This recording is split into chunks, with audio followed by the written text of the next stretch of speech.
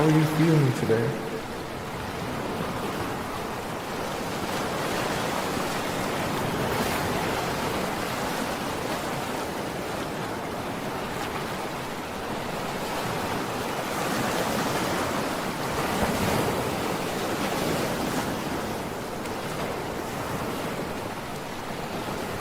Do you feel fulfilled in life?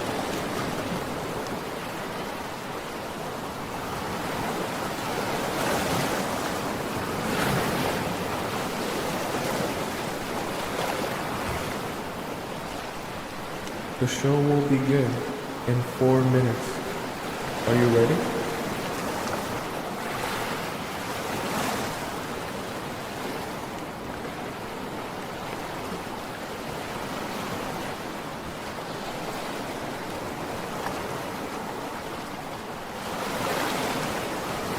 When was the last time you felt betrayed?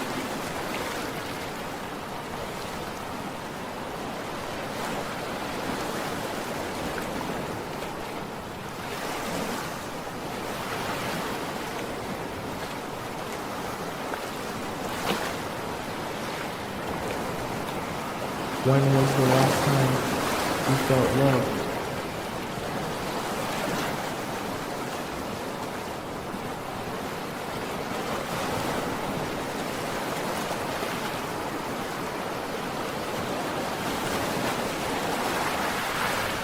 The show will begin in 3 minutes. Are you ready?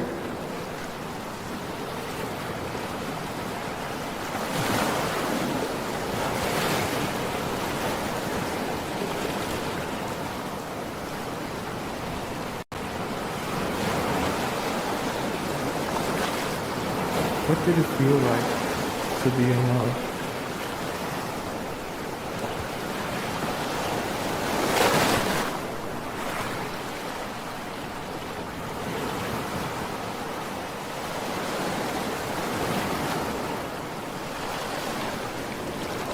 What is the most painful part of being in love?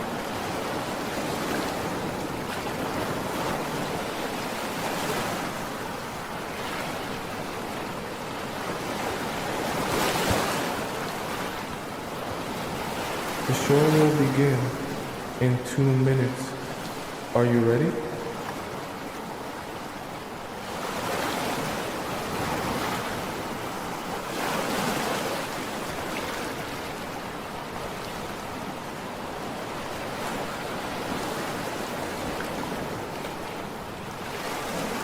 Are you ready to be transformed?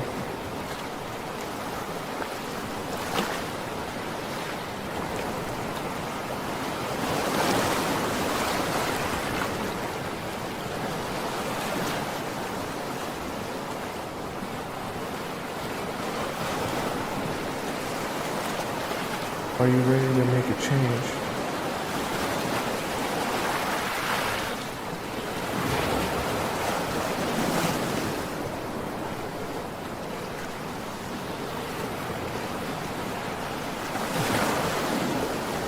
The show will begin in 1 minute. I hope you're ready.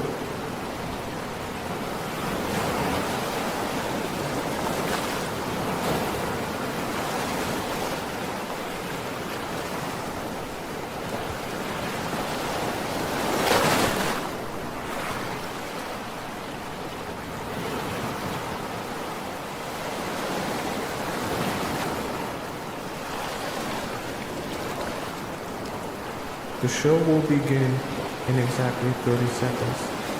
Get ready.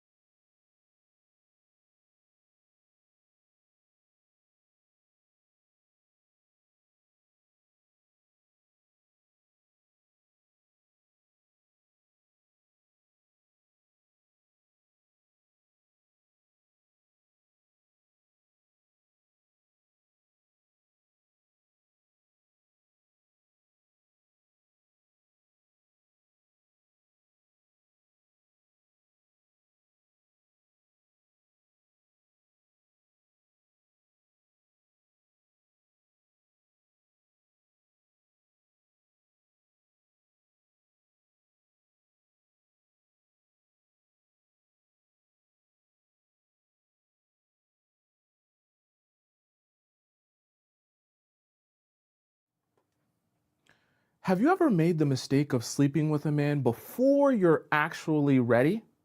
What if I told you that even though all hope feels lost, it is still possible to gain your power back if you follow this very specific strategy?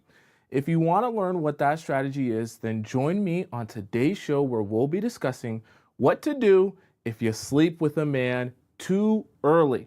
That way, not only will you be able to recover some of your dignity back, but you might even be able to get a great relationship out of it in the end. Welcome to the Players Club. If you're paying attention to me and everyone else in the live stream, please say here present so that I know you're here present and actively participating.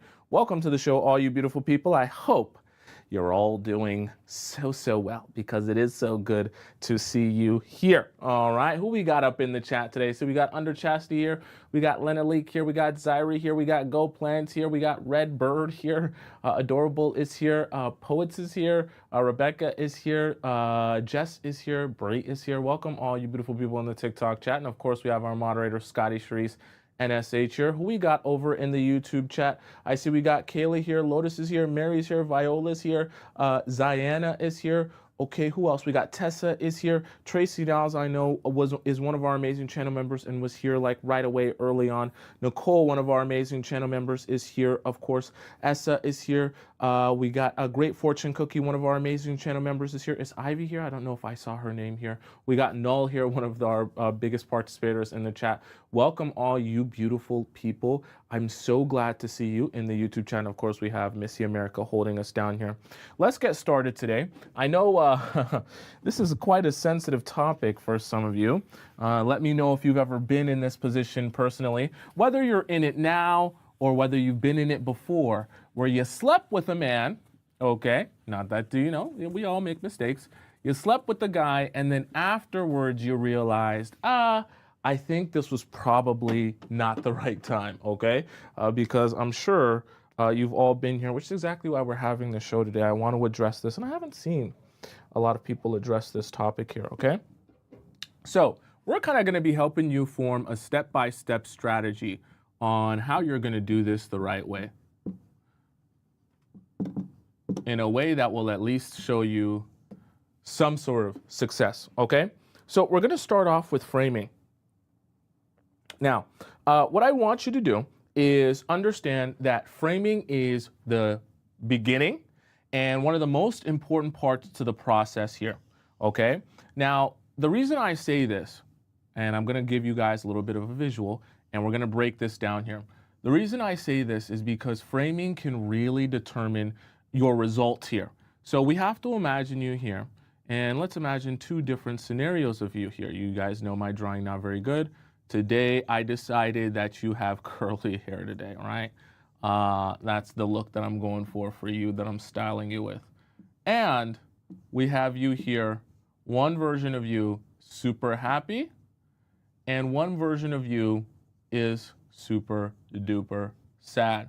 Now, the reason I'm drawing these two different versions of you is because this can become the mistake that you make in the framing that you present to the guy after you slept with him.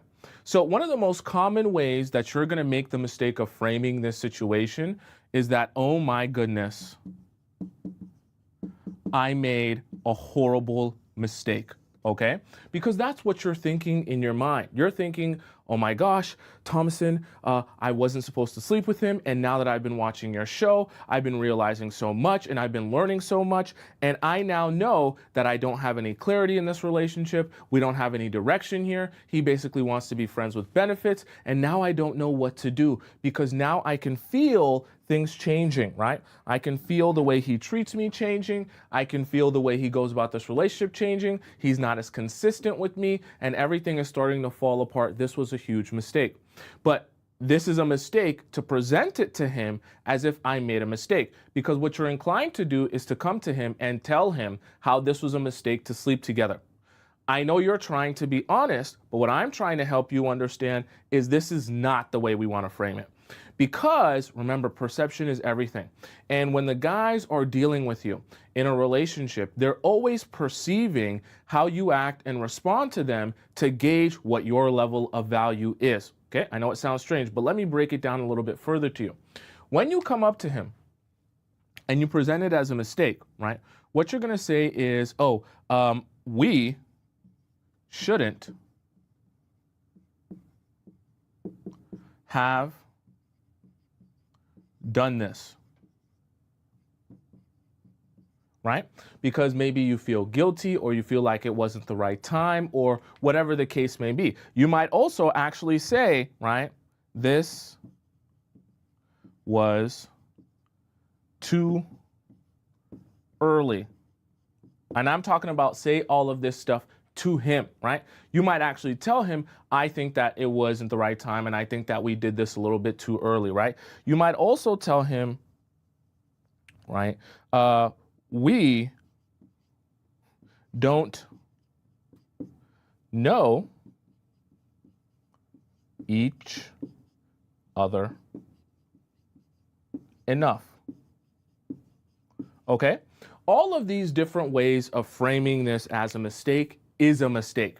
Because now what you're actually showing him in spite of the fact that you think you're just being honest and letting him know how you really feel, you're actually ending up showing him that the boundaries that you set for yourself, the self-respect that you want to have, the way that you want to be viewed, you threw all of that out of the window in order to feel good in a moment.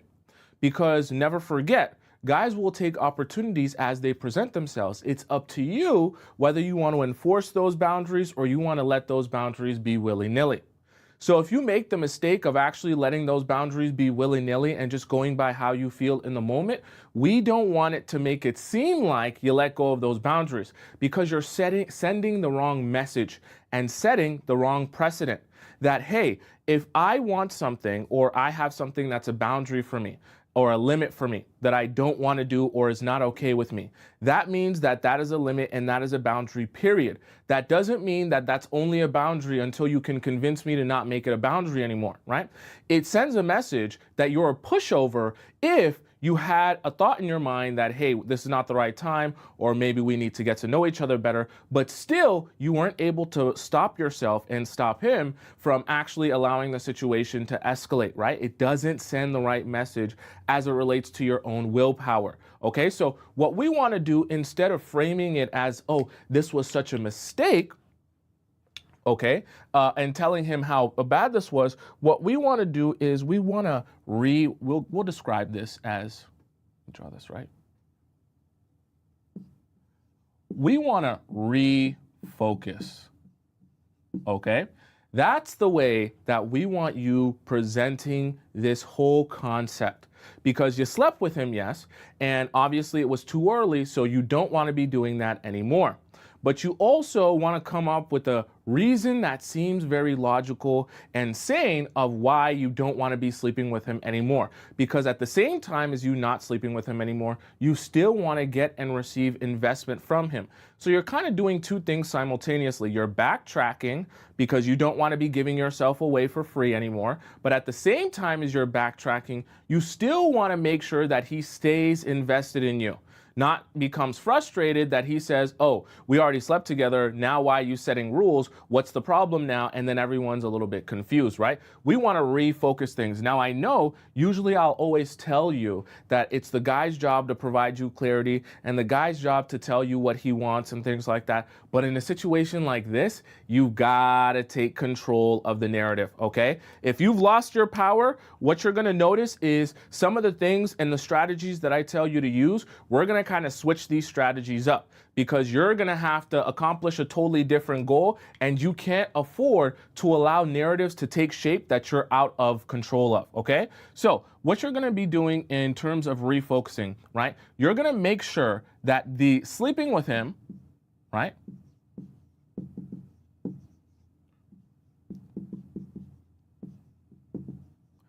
Was, I'll even put here to just make it nice and simple, okay?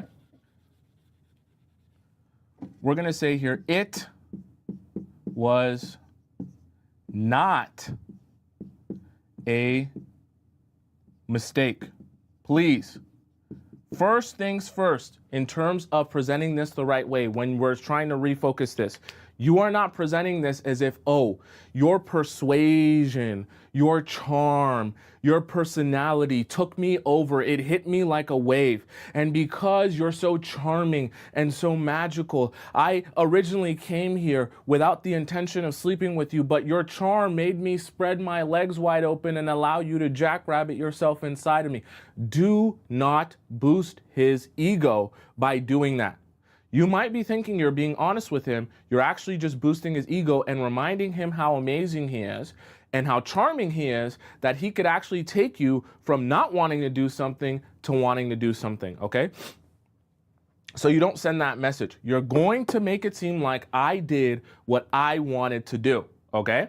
And I knew what I was doing in the moment. Now, what you want to do in terms of refocusing, you're also going to acknowledge, right, the other great parts of, we'll just put here, the relationship. Now, the reason I say that is because we're going to be strategically redirecting energy. That's why it's called refocusing, right?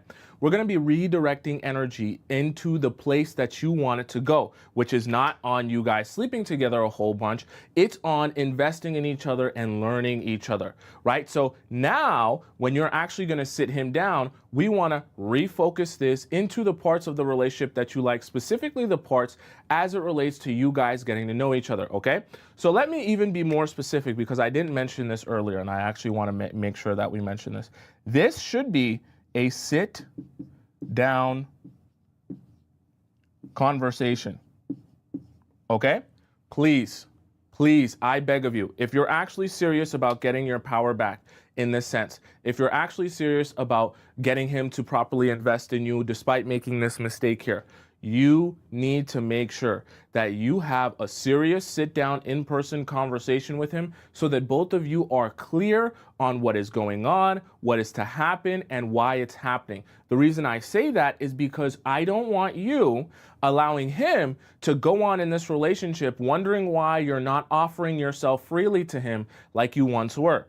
I don't want him to be frustrated with the fact that you're not offering yourself freely to him like you once were, and then stop investing in you, right? We want to do multiple things simultaneously. We want to let him know that you love and care about this relationship and you like where it's going and that it wasn't a mistake to sleep with him, right?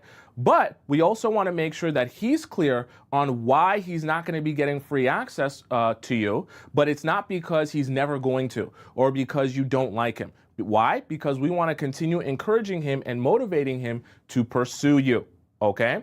So this is a sit-down, in-person conversation, not over the phone. Don't even bother asking me, can we ask this over text? No. Can we call about? No. Can we FaceTime? No. Can we Instagram? No. Nothing. No Snap? Nothing, okay? No Telegram? What? Nothing, okay? Only in person. Why? Because this is a very delicate conversation. You're trying to do something very specific. We need him to see your face. We need him to see your body language. We need him to receive you as a whole human being so that he knows how serious you mean by this, and it's not a cop-out or anything like that, and how important this is to you, okay? We need to be very clear on this. Do not attempt to do this over the phone in any capacity. It will mess what you're trying to do up, okay? We're refocusing our energy and channeling it and redirecting it by letting him know how much you enjoy the process of getting to know him and learn more about him, okay? Learning is the main focus and focal point of all you're doing here, right? You're going to be letting him know, I want to learn more and more about you. And that is my goal here, okay? So sit down conversation. You're not presenting it as a mistake, and you want to make sure that you're focusing on this very clear, important part of where you're trying to go, okay? So let's hop into a little bit more of the details here and the weeds here so that you can get this right. You can get this really right, all right? Because you've been making a lot of mistakes if you're at this point, right? And you're trying to recover. It's a very, very specific strategy, okay? All right, let's hop into point number 2. Okay? Now, point number 2. Point number 2 is about clarity. Okay? Now, you have energy here. Okay? Your energy is flowing in a particular direction. Okay? So let's imagine for this scenario here, your energy is all flowing in this direction here towards the magic kingdom of SEX. Okay? Now, a lot of this energy has been flowing towards sleeping together because now that you've opened Pandora's box, what do you think the number one focus of this guy is going to be? It's going to be sleeping with you. Okay, let's just be so for real. Now that you've done this, right, he's now going to be thinking, how can I continue to extract sleeping with her from her all the time, a lot of the time, while also putting in as little effort as possible. This is the exact moment where a lot of guys get lazy and complacent. Now we want to essentially take this energy that is and has started flowing towards sleeping together and pineapples, as we would say on the show, and we essentially want to cut that off, okay? We want to cut this off, and we want to start redirecting this energy to flow in the direction here of learning, right? And the learning that I'm trying to discuss with you here today is the learning of each other, right? Learning and growing in your understanding of each other, what your likes and dislikes are, where we're going with each other, how much we like each other, where we want this relationship to end up at, all of these things, right? The process of learning that human being, that's where you want to redirect the focus. So now you're going to be doing multiple things at once. Remember, I told you, you're going to sit him down and you're going to provide him with some clarity. I know that I never tell you that you should be the one providing clarity, but remember, in this situation, you've messed a lot of things up. So now you're going to have to do a lot of recovering. You need to be the one now providing the clarity. We're not going to be doing this sleeping together. I'm sleeping over at your house. I'm spending all night here, all day here. I'm doing this with you and that with you. We're watching Netflix as our dates, right? That aren't really dates. And I'm paying for your Uber Eats. You need to cut all of that out, right? You're not going to do it in an abrasive, masculine way. You're going to do it in a feminine, suggestive way. About how much you enjoy this relationship as it relates to learning each other and understanding each other better, okay? Now, remember, one of the key elements here is you don't want guys to feel like this is never coming, okay? You have to always make him feel like this is a possibility, right?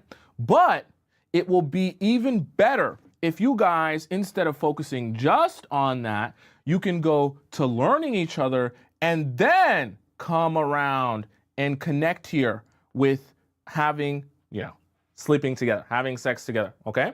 Because it will be so much more of an explosion and so much better of an experience if you guys can take this route of learning and understanding and growing with each other and then come around to sleeping with each other, okay? You have to make it seem like we're building together as a team to have the most positive, amazing experience for both of us, okay? This is very important. You don't want to frustrate guys and, especially with your indecision here, okay? And this is not to diss you or, be mean to you, but if you've made that mistake, it's going to be very frustrating to guys to have slept with you, and then now all of a sudden you're saying, you can't sleep with me anymore, okay? I'm just going to be honest with you. Not that you can't say no, you can, but I just want you to understand you're going to get a lot of negative reactions from a lot of men that way. So we want to redirect it and say, I still am so happy to be in this relationship. I still do love everything we're working towards, and I love the most the parts of our relationship where we're learning each other and understanding each other. Because I know as we're growing our bond together, we can continue to end up in a better place overall. And when we do get here, because definitely we're going to get there, okay, we will both be so much happier with the end result. Okay? You're redirecting energy. And see, if a guy is telling you that he's here for the right reasons, and he's telling you that, he really wants to be with you, and he's telling you that he actually wants to build with you, this should not be a drastic disappointment. Okay? Because you're not telling him it's not on the table. You're also not telling him it's not on the horizon. You're just telling him that you think it's best for both of you to refocus your energy into the places that will bring you the best result as it relates to this. Very hard to argue with that if his true intention is to build with you. Okay? So, clarity is very important. You're going to be providing him with that clarity and understanding of where you're headed, why you're heading in this direction, and what you believe the end goal is, okay? That way, as you operate in some of the other things that I'm going to mention to you after this, he's not confused on why this is happening.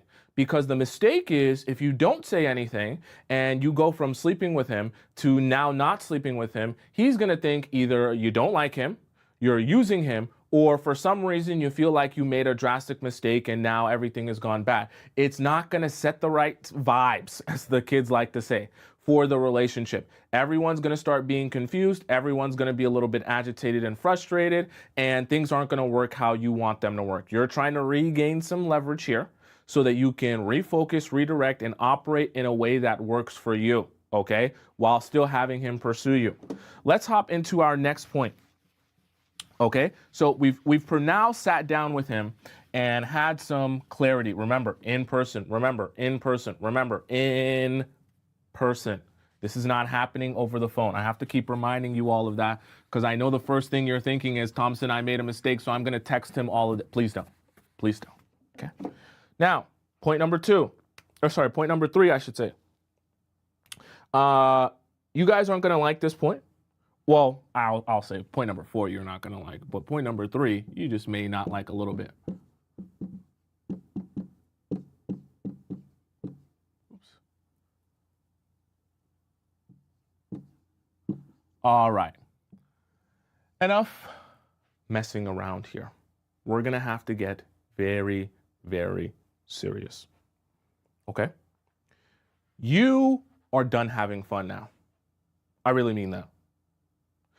No more fun time, no more living in la la land, no more going with the flow, no more enjoying yourself, okay? You're at war, okay? Everyone say in the chat, I'm at war, okay? You're at war because if you're in a position where you now are in a place where you're fighting for your leverage and you're fighting for your power in this relationship, this is war. There's no time for games anymore. There's no time for feelings. I just want to have fun. Fun is over. Okay? You're in a battlefield. Someone just said it, right? Denny just said it. You're in a battlefield. And I really mean that. It's not a joke. Okay? The reason I'm saying this, you now have to start becoming very, very aware. Self-aware, but also aware of your surroundings. You're thinking ahead. So he might ask you something very innocent and say, hey, I love you so much. You're such an amazing woman. And I care for you so much that I want to do something for you. I want to do something really magic for you. I want to cook you dinner. I want to show you how much I love you and care about you by showing you how, good I can cook for you and serve you like a man should. And you're thinking in your mind, oh my God, you want to cook me dinner? And he's going to say to you, yeah, girl, I want to cook you that steak. I'm going to make it nice and medium. You know, like how you like it medium, okay? They have that new show that everyone be watching, Cooking with Kaya, Cooking with Kaya. Well, this one's Cooking with Tommy, Cooking with Tommy. You're going to like this show. I'm going to cook you up a storm when you get to my place. It's going to be real good. I'm going to have the wine laid out for you. I'm going to have the table spread for you, table full, just like you like to see it. And you're thinking in your mind, oh, this sounds magical. This sounds amazing. This sounds so good. But the problem is when he cooks for you, you guys aren't just going to eat steak. You're also going to drink wine. And after you guys drink a lot of wine and eat a lot of steak, you're going to be feeling lazy. You're going to be feeling so good. You and him are going to be having so much conversation, right? So the wine's going to lead to conversation, right? And after you have all these convos, right, you're going to become, the time's going to fly by. And as time is flying by, it's going to eventually get late. All of a sudden, cooking with Tommy has turned into 1 a.m. And you're still a little bit drunk off the wine that you had, still feeling a little bit of a buzz. So he recommends to you, why don't you instead sleep over?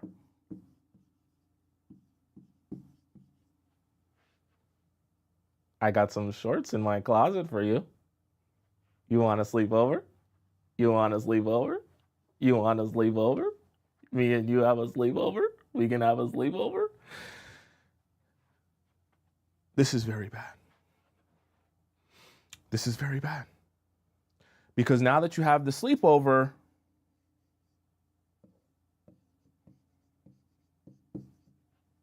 now you guys can cuddle. And you want to know what happens after you cuddle? You start feeling a lot of things poking on your backside. One thing leads to another, and then all of a sudden, you're sleeping together once again. Okay, just like that. So the reason I bring this up is because you are now at war. Every little thing matters, right? You've already lost a lot of your leverage now and a lot of your control. You're trying to regain all of that back. You've already made your first major mistake. We're trying to undo mistakes, not compound them. So at this point in your relationship, you have to be thinking ahead. You have to be very aware of how things can escalate even before they escalate. No more time for you to just be willy-nilly having fun anymore. Because fun easily turns into another mistake. Because I don't want to get mad. I can assure you, once you have this conversation with him, you do all this work to sit down and let him know what you expect moving forward and how you want to move and all that good stuff.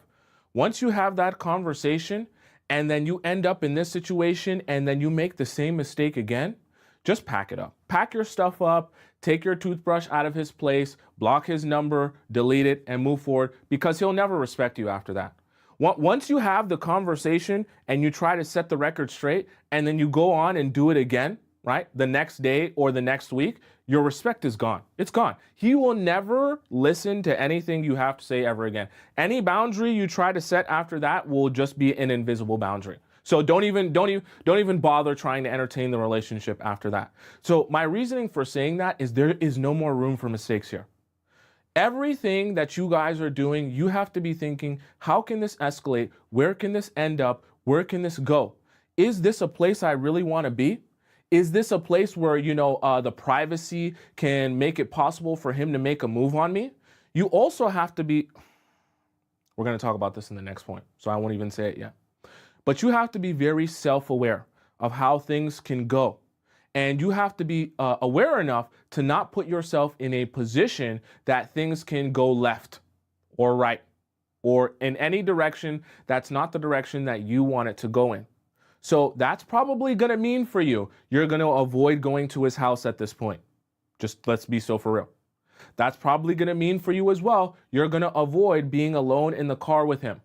So these long drives, no more of that. I'm sorry to tell you, you're in a position, this is war now. No more long car rides. Those are done until you situate yourself and gain your leverage back.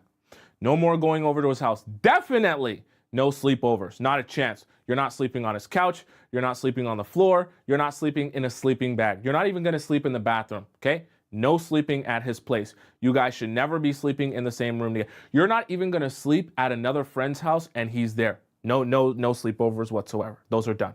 Okay? Because we need to think ahead. Soon as you say yes to one thing, that's how you start saying yes to a whole bunch of other things. We don't even want temptation to be in front of your eyes at this point. Okay?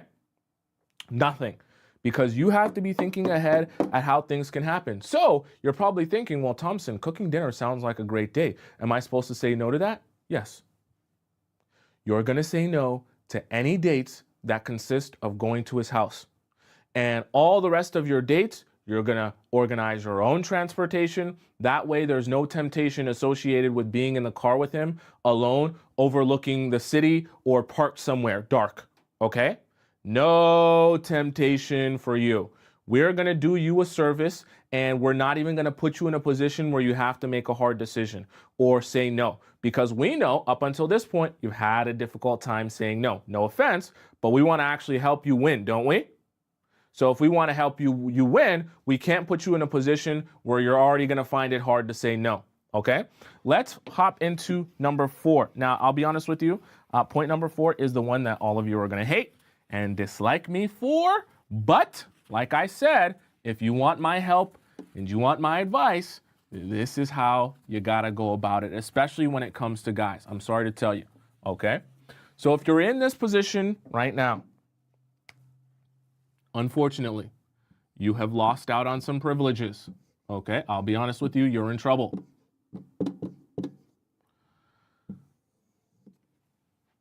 You have no room for error. No vices for you. Okay, now we're going to go through what exactly a vice means. Okay, and I'm going to explain to you why this is the way that it is. Okay, you are here. You are here. And you want to go to a place very, very specific. You are trying to take a very straight path, right? From being you, single, you, to eventually being a girlfriend, right?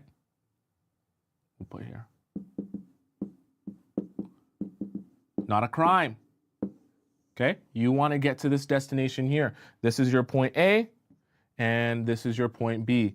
Problem, though, big problem. There are quite a few things that can get you off of this track here.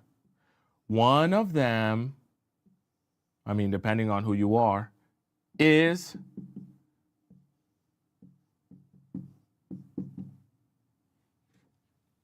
we'll put it here so you guys can all understand it like this.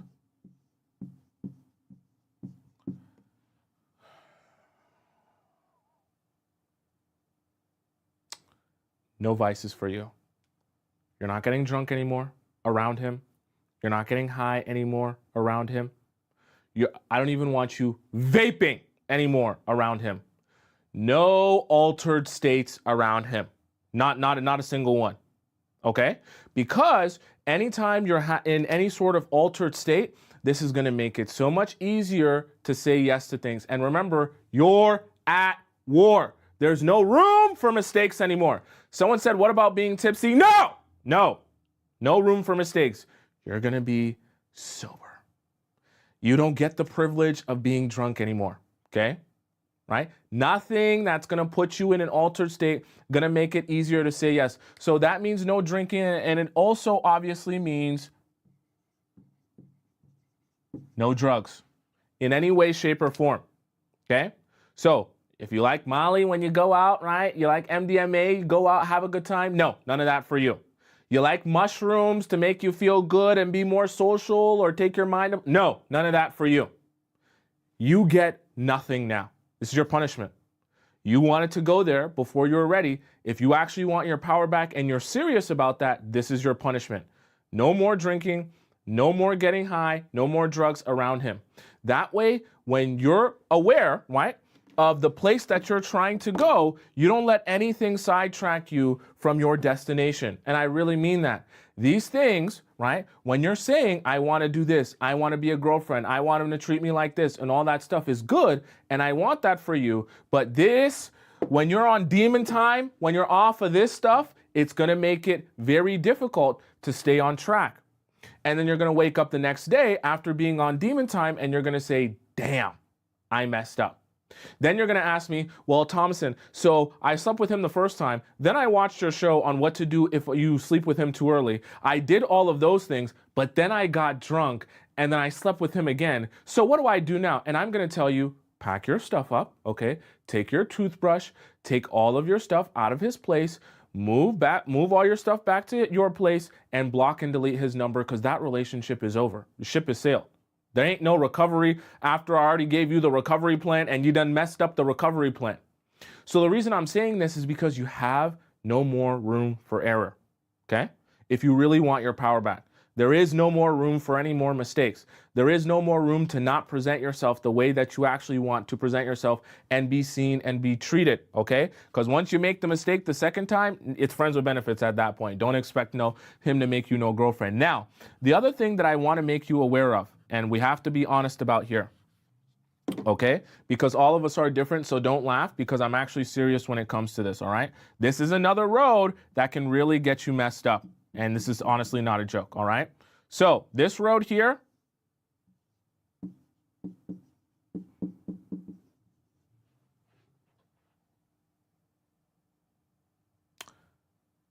if you are someone who has a monster within you, okay? We're talking about the ovulation monster.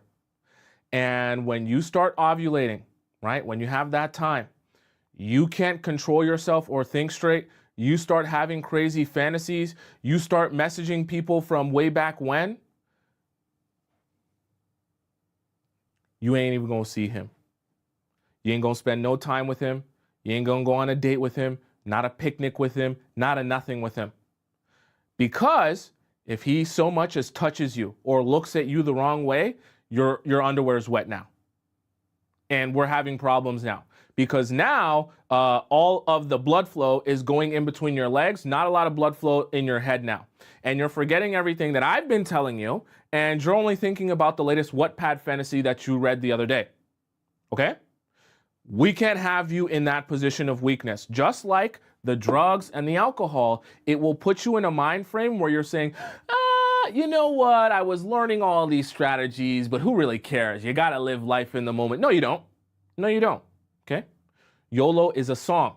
It's not a way of life. I promise you, if you live life like it doesn't matter or there's no tomorrow, you will have consequences like there is no tomorrow. Every day you wake up, you'll regret the last day. So when it comes to your ovulation and you have this monster within you that you know speaks to you in certain ways and is on your shoulder telling you to do things that you know you shouldn't be doing, go ahead and just decline any dates at that time. And I really mean this. So if I'm going to get very strategic here. Don't laugh. I'm very serious. Go on your Flow app. Okay? Go on your Flow app. You should know what the Flow app is. If you don't, download it. FLO. Go on your Flow app in the App Store. Download the Flow app so you know what your time is, the time frame in which you'll be ovulating. You get on your Flow app and you mark off your calendar the days that you will be ovulating. Those days, no matter what he asks you, any sleepover, anything going on, I don't care if he says, I'm going to go meet the president today, okay? I don't care if he says, oh my God, someone's coming to drop off $1 million at my house. I need you to help me and take 500,000. For no reason whatsoever will you structure any sort of hangout with him on those days, okay? No reason, absolutely none. You are not free. Make up something. I don't care what it is. Are not free on those days. So I really mean that. Go into your Flow app and mark those days off, because the Flow app's going to tell you, for those of you who don't know, the Flow app, when you put in your information, it's going to tell you when your next, cycle is going to come. It's also going to tell you the days where you're ovulating. So those days, you go ahead and make sure you mark those off your calendar. Don't even make yourself available to him on those days, especially if you have that monster within you, if you really are serious about getting this power back. If it's not that serious to you, then everything is whatever. But your results will be whatever. Okay? And I'm saying this to you because I'm trying to help you avoid landmines. And from me helping hundreds of women, I know what most of the suspected landmines will be. And I don't want you to make any mistakes when it comes to a very sensitive situation in gaining some power back in terms of not sleeping with him too early and trying to recover what the mistakes you've made, okay? Am I making sense to all of you? I really mean this. It's not a joke, okay? Please, no vices, and anticipate the fact that some things will put you in an ulterior mind state. Great Fortune Cookie says, how do you know this app so well? I know a lot of things about a lot of things. You guys always worried about how I have the information. Just know I have the information. Don't be worried about how I have the information, okay? I ask a lot of questions. I get a lot of information, all right? Don't be worried about how I know that stuff. Let's move on to the next thing, okay? All right. Point number 5, okay? Y'all always worried about how I get the information. Just worry that I have the information, okay? I'm trying to help you. Y'all always wondering where I got it from, all right? I learned it, okay? I went to school. Let's go on to point number 5, which is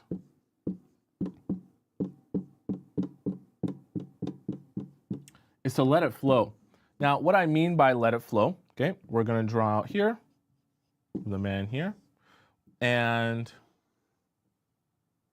we're going to kind of look at this like this, okay?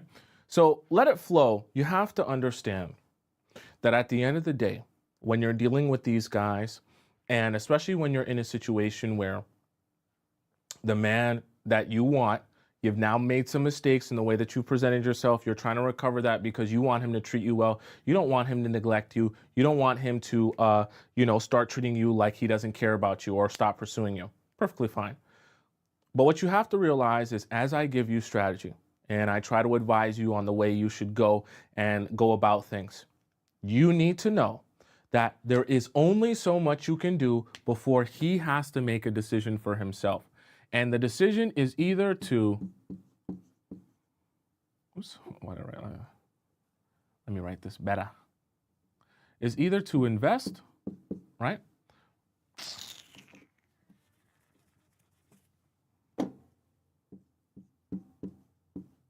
Is either to invest or to just use you for sex. Pineapples, okay? Right? Those are the two of his decisions, right? So he has to be the one to make that decision for himself. Of course, I'm giving you advice. Of course, I'm helping you understand how to position yourself in the place where you have the best chance to succeed. But at the end of the day, when it comes to a man and his pursuit of you, it becomes his choice to decide whether he's going to pursue you or not. So the reason I say let it flow is not in a dirty way. What I mean by let it flow is you have to allow him to make the choice. Once you do all the things you can do to position yourself in the right way and redirect the energy and redirect the focus here onto let's learn each other and better understand each other, you have to allow him to make his own decision on whether he's actually going to be serious about continuing to invest in you, or if he's going to just try and use you to sleep with you. And instead, he's going to say, yeah, I was only really here to do a friends with benefits thing. And now that you're telling me I'm not going to be able to sleep with you after being able to sleep with you the first time, I'm just going to bow out now. Okay. And you have to realize that is also a possible outcome and be perfectly okay with that. What I'm trying to help you with is putting you in the best position to succeed and hopefully see the result that you want. But at the same time, be okay with after you control what you can control, because that's what I'm trying to help you do. After that, you have to let go of the things you can't control. And the major thing in this scenario that you can't actually control is whether he chooses to actually invest in you or just use you to sleep with you, right, for sex. Because at the end of the day, it is his choice. And you're not going to be able to twist his arm or make him see something that he doesn't see, okay? Or make him realize something that he hasn't been able to realize. For some men, unfortunately, what you'll realize is sleeping with him too early already set the table wrong and did everything the wrong way, and now you can't undo it. I can give you the best strategy to undo it and hopefully change your situation, and for some of you, it will work perfectly. For some of you, though, when you try to change this situation and adjust this and do all of the stuff that I said, even to a T, detailed and perfectly, you'll realize that he never had any interest in investing in you for real anyways, and all he wanted to do was be friends with benefits. So the whole idea of you trying to redirect his energy into, oh, now let's focus on learning each other, he'd be like, I don't want to learn anything about you except for your anatomy and how I can stick it in you. Sorry, I said learn your anatomy as if he is actually going to care about your anatomy. No, he just wants to know how he can stick it in you. You don't want to know where the clitoris is and all that other stuff. That's about your pleasure. Okay. So my point being is, if he's in that mind state, that's all he's going to care about. So nothing you can say or do or strategy you can use to make him care about that if he doesn't. But if he does want to invest in you and he does like you and he is feeling you, this is a strategy where you can regain control of the narrative and make sure that you don't lose your grip on a guy who was into you, but now is going to start devaluing you if you start devaluing yourself. Does that make sense? Okay. All right, chat. Do you guys have any questions about any of the 5 that we just discussed here today? Okay. By the way, if you guys have missed any of them or you came late or anything like that, don't worry. This isn't going to be gone forever. All of my points are available on my YouTube channel by going onto my YouTube channel. If you're on TikTok, just go above my head on the top right corner of the screen. Type in my name, Tomisin. You can just type in my first name, Tomisin. Go into my YouTube page and you'll see me live there. You can rewind all the points from beginning to end, okay? Just for any of you who came late, because I know some of you came late. Does that make sense? Very, very important. And I know that some of you have made this mistake, which is why we're having this discussion today, okay? Mela says, yes, okay, so I can flirt back once and see if he leads again. Well, okay. After you do this thing, because the first most important step is that sit down, right? And providing him with that clarity of why you're not going to be sleeping with him anymore and where you essentially want this energy to go, right? You're not going to say, I'm not sleeping with you anymore. You're just going to mention that you want the focus of the relationship to be on these parts of learning and understanding each other. Then you're going to strategize by looking ahead and not putting yourself in a position where sleeping with him is even possible, okay? That way it doesn't seem malicious, but you also get the opportunity, like when you're not sleeping with him, to not have him, be frustrated that he knows that the focus is on different things. And it's not that you don't like him anymore or don't want to be with him. It's just that you want that focus on the things that you feel are the most important to have a great relationship. Okay. Right. So that's what we kind of want to do simultaneously. But yes, theoretically, after that, you can flirt and you're always going to be gauging how is he responding to what I said, right? How is he responding to this kind of change in direction? Because you are changing the direction a little bit to kind of get a different result. Does that make sense? Right. Samai said I had this problem often. Hey, trust me, we've all been there. We've all been there before. Well, maybe I guess not me. I'm a man, but I get it. I've helped lots of you before, so I understand being there. Right? Doesn't make you a bad person, but we can strategize to kind of dig yourself out of a hole if you've made that mistake. Okay. Someone says, what if he lives far away and I have to come to his place? Then go to his place. Okay. The reason I say that is because this conversation has to happen in person and there needs to be clarity here. And you can't waste any time getting that clarity out and having both of you be clear on what's going on. The reason I say that too as well is because the sooner you provide him with clarity, you can start gauging his response. Because some of you might notice that when you have this conversation with him, you start noticing a change in behavior. Now, all of a sudden that he realizes he's not going to be able to sleep with you all the time, he starts pulling back a little bit, maybe messaging you a little bit lesser, things like that. That's where you have to stay firm. I should have actually mentioned that as one of the points, because if you start to notice some of that pullback of energy, you're not going to do any more. Okay, you're not going to push yourself any harder. You're not going to put yourself in front of his face anymore or text him anymore. Once you have that conversation, that is your clarity. You need to then give him some space to see what he does in that clarity. If he chooses to not invest in you or chooses to say, yeah, this is not what I want, I'm not trying to build here, then you have to be okay with the reality that that's what he has chosen and not try to overdo it, right? Or overextend yourself trying to get him to see something that he clearly doesn't want to see, okay?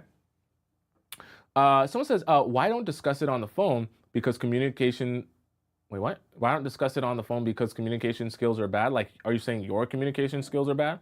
You don't ever discuss something as sensitive and delicate as this on the phone because you're doing something very. I can't understate how important this process is to doing it right if you want the right result. You're doing something very pivotal in the relationship. You're taking it from having slept with him to redirecting the entire relationship and saying, we've opened Pandora's box, right? We've done the thing that is like gonna quote unquote like open up our relationship and supposed to be like the next step. I actually want to take a step backwards and refocus on different things to build our relationship up more to eventually get back to that. You need to understand how important and delicate that topic is, because in you trying to explain that, some men might take that the wrong way. Then you're not sending him the right message, right? Some men might hear when you say that, if you're not careful with how you say it, some men might hear, oh, that was a mistake and I didn't want to do it and I regret it, and you're going to be sending the wrong message, okay? Which is not what you're trying to say. You got to make sure that for a conversation as delicate as this, you also allow him to see your face, see your body language, feel your energy, and know that you're here and telling him this, not because you don't like him, but because you want to invest in him the right way. And for both of you to be invested in each other the right way, okay? That way he cannot feel some sort of rejection by you saying, oh yeah, I didn't want to do this, or that was a mistake, or I didn't like this, or anything like that. You don't want there to be a whole lot of friction, especially coming from a place right after sleeping with each other. You understand what I'm saying? That's usually the place where a lot of that friction starts anyways, and a lot of that misunderstanding starts. You definitely don't want to add to the misunderstanding by texting him something as important as this, or even being on the phone. You don't want to risk sending the wrong message here at all, or a miscommunication at all, okay? Drish says, this is literally happening to me right now. Exactly why we having this conversation. Someone said, what's the conversation about? Today's topic of discussion was about what to do if you slept with him too early, okay? So if you missed my points and you're on TikTok, you just go onto my YouTube channel. It's just Tomisin Atobatele. Just type in my first name, Tomisin. And on my YouTube channel, you'll see I'm live there as well. You can just rewind it if you really want that information, because we had a great show about that information today, okay? Drish says he came to my house and left a note. I've been listening to your videos for days. Oh boy, okay. You in quite a conundrum. Flower says, Thompson, the first video I ever saw by you was in detail about how desperate guys are for pineapples. Do you remember the exact title? And tell us here, please. I've made lots of videos, so I can't remember the exact title. You'd have to tell me the title and the exact topic in what I said, but usually all my messages are consistent with each other. Nicole donates $5 in the YouTube chat. Thank you so much, Nicole. Got him. She says, so if he pulls back, then we let him. We do nothing. Got it. Thank you. Yes, but this specific process that we're doing here in terms of getting some power back after sleeping with him too early is not just the pull back and do nothing, right? You're going to set the stage, bring some clarity here, then you're going to kind of see what he does with that. And you're also going to bunker yourself down to not make any more mistakes. Because if I tell you just pull back and then he starts showing you some interest, showing you some investment, then you go to his house, he cooks you dinner, you get drunk, you sleep over, and then you sleep with him again. Now we're in quite a conundrum here. Because you can't say this, have this conversation with him, and then sleep with him the next day. The other thing that I should mention to you all is when, let's say hypothetically, you have this conversation with him, you gain this clarity with him, and then after you gain this clarity with him, he actually does respond well to you. And he actually just does, treat you well, continue to take you out on dates and tell you that, oh, it doesn't matter whether we sleep together or not. I'm here for you and to invest in you. And you start becoming so mesmerized with how amazing his response is that your response becomes, oh, I didn't realize you would respond like that. You're so kind and you're so caring, that you then say, okay, actually, never mind. I thought maybe you wouldn't take it well, and now that you're taking it so well, I'll just sleep with you. right? And you basically go back on everything you just said because you like his response, okay? You have to understand, regardless of whether he responds well or he responds negatively, you got to stick to your word, okay? And the reason I say that is because sometimes you all get mesmerized when a guy responds how you actually wanted him to respond, or in a good way, or treats you well. Then you start thinking, now I owe you something. So when you do this, and his response is actually mature and positive, you start thinking, well, never mind, I'll just actually sleep with you now because I didn't think you would respond so well. Okay, don't do that. Another mistake. Okay. Esses is going to need to watch this video over and over again. Trust me, this is one of those videos and topics where if you're not currently in the situation, you might be thinking, not a big deal. It won't happen to me. It won't be me. I don't really need to worry about this. But if you're in the situation right now and you're going through it, you're like, oh my God, this is exactly what I needed. So if you're ever in the situation in the future, you can always have this video here to say, okay, I'm very misaligned here. We need to get this back on track, okay? Because I help hundreds of you who are actually in this exact situation. I literally just helped someone earlier today that was in this exact situation. You sleep with them, now you're trying to recover stuff and trying to figure out how you can undo a lot of that stuff, okay? YG asked in the YouTube chat, she says, if a guy asks for distance after a bad third date, okay, my awkward energy unbalanced him and he was already having a bad day, how do we regain power? 2 amazing first dates and an amazing connection. Whenever a guy asks you for space or distance, you give him more than he ever even asked for or could dream of. The reason I say that is because you never, ever, ever, ever want someone to ask you for space and then you smother them in any way, shape, or form. As soon as they ask you for space, you don't even text them. Don't just say okay and never text them back again until they text you, okay? You should be waiting on them to reach out to you. And even better, if they can say, damn, you really didn't talk to me this whole entire time. Then you say, yeah, you asked me for space, okay? Anytime someone asks you for space, you give them even more than they asked for, okay? To the point where they're frustrated or wondering what's going on. Because if you smother someone who's asked you for space, you'll never get the response, especially from a guy that you want, okay? And I'm telling you that as an avoidant, okay? So please, please, please hear that. Flower says, okay, I'll try to find it, Tomisin's video I'm thinking of. I think it was 6 months ago. Yeah, that's quite a while. I was probably sitting on the couch before, like the other couch, right? With no color coordination. I like the color coordination. I'm going to get a different board too. I'm going to get a black board. All right, does that make sense? Dominica says, what if there were no pineapples but something else? Okay, that's a great question, actually, Dominica. If there were no pineapples but you did something else, the same thing applies. Okay, the same thing applies because clearly you're in a position where you feel like that doing something else could have sent the wrong message and now become his focus instead of actually building this relationship. So you still need to realign things and refocus things in order for both of you to be on the same page. Because I'm telling you this as a guy, okay? I'm telling you this as a guy. Once you open Pandora's box, even if it's not sleeping together, even if it's just you spread your legs wide open and he gets to eat you out. I know it's graphic, okay? And he does that. You're sending the wrong message. Because trust me, as a guy, our focus will become every single date getting a little bit closer and closer to eventually sleeping with you, right? If I bury my head between your legs on one date, the next day I'm thinking, okay, well, I'll bury my head between your legs and I'll, put my fingers inside you. Then the next day I'm thinking, okay, I'll bury my head between your legs. I'll kiss you up and down. And then maybe I'll get on top of you naked. And then the next day I'm thinking, okay, I'll do the same thing. And then I'll just kind of slide the tip around. Okay. And trust me, guys are not stupid, right? They also know how to escalate things and they're gauging how far they can go. So once you let one thing slide, then everything starts slipping and sliding, and then he's sliding himself inside of you. Okay, I'm telling you this for real. So it can be a mistake even if it's not actually sleeping with him because the guys begin to focus on just that and getting more of that. Okay. Someone said the way my jaw just dropped. We have a lot of real talk here. Real talk here. I'm not going to sugarcoat stuff for any of you, okay? Because that won't really help you. No, someone says, Tomisin, could you make a video about how to get a man to be emotionally open and vulnerable. We've kind of had some topics of that, right? How to ask good questions and get a guy open and chatting you. But we might refresh that topic if you guys really want it. I'll put it on the docket list there, okay?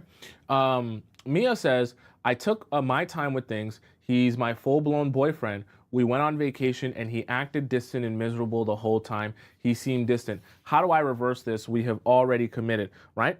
If a guy starts acting distant with you, that is your boyfriend or your husband or something more serious than just a situationship, you allow him to take as much distance as he needs, okay? I actually have had a whole show on that, what to do if he pulls away. You let him pull away and take all the distance he needs. If he wants to walk 10 miles away from you, 30 miles away from you, he wants to move to a different country on you, you let him take all of that distance. When he tells you, I need space, you tell him, okay, right? When he tells you, I need to take my time, you take, okay, right? And you don't say nothing else. You don't call him, you don't text him, you don't reach out to him. If you're on vacation together, you don't go see. If he says, I need to go by the poolside and I just need a little bit of a break, I need to take a moment, you let him go by the poolside and you go do your own thing, right? And I'm talking about you do your own thing until he finally comes to you and says, I want to have a conversation. The reason I say that is because you will never get the result you want by smothering a man who has asked you for space. And if you're noticing with his action that he's becoming distant, you don't get the response you want by trying to address the fact that he's distant or telling him that he should stop being distant. You won't get the response you want. You'll actually get the opposite response because he'll know that you're bothered by him being distant and he'll continue to pull away from you knowing that it's going to get your attention and going to get you to beg, right? You're doing two things. You're boosting his ego and then you're also not allowing him the distance that he's asking you for, okay? Which is actually making the process of him being distant so much more intriguing and interesting when you do that, okay? So please don't do that. Someone said, I would like to hear more if you talked about avoidant men. We had a whole show on avoidant men and how to deal with them. I'm an avoidant man, so I kind of broke it down there, okay? Esther says, guys get frustrated when they come back because you didn't chase. Exactly. You make it so much less enticing to be avoidant or to be distant when your response is, okay, be as distant as you want for as long as you want. And when you're ready, come back. Like, actually, when you're ready, come back, and I'm not going to bother you. Then they start saying, well, what's the point here? Because it's not going to be dramatic. She's not going to go crazy. She's not going to yell and scream. She's not going to beg for me back. So if I'm actually done thinking about what I needed to think about, I'm just going to go back because there's nothing else to do here, right? And so you really have to zap the life out of being distant or avoidant from men by doing that, okay? All right, chat, let's hop into our next segment of the day, very important segment. This is gonna be our React segment where I react to all of the TikTok videos that you guys have sent me about love, life, and relationships. And we have some fun with them, have some conversation about them. Hopefully, they're actually serious. Some of you guys just be sending me stuff. I don't know if you're actually serious. Anyways, we're gonna watch those videos together. I'm gonna clean up this board and pull my chair up. While I do that, we're gonna watch an intermission video. By the way, if you have a personal question for me and you wanna ask me a personal question because maybe your situation is very specific and you need my advice on a very specific thing about your situation, go ahead and ask me your personal question by going to the link in my bio on TikTok or the link in my description on YouTube. Click where it says private relationship advice, and then you can ask your question to me directly. No one else sees your question. Send it to me, type it out, and then I respond with a voice message and I send it back to you directly via your email, okay? So do that now if you have that question. We're gonna watch our intermission video today. Today's intermission video comes from Simone Squared. She's talking about things women should learn from men. Interesting topic here, okay? We'll see what Simone Squared has to say, and then I'll join you guys in just a moment. Arguably one of the most important. Men do not date for potential, but women date for potential. We will tend to see a man and be like, oh, like, I can really help build him up. Like, he has so much potential to one day be like this and that, and one day be the man that I really, really want. If I just make him go to the gym a little bit, get his bag up, he's gonna be the perfect man. Do men do this? No.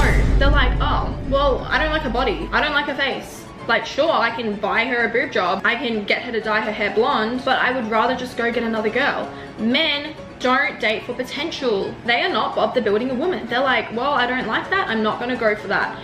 Women, we have leeway. We give leeway for men. Oh, I like some of the things about him, not all of the things, but I can work with the other qualities. I'm seriously such a huge believer of not dating for potential. I just don't believe in wasting your time in building up a person, because there is not even a guarantee that that person is going to be what you want one day, or that they, yes, you may see potential, but can they even live up to that potential? If I don't like you, I don't like you. Number 2, men always put themselves first and they always do what's right for them. Women, we don't.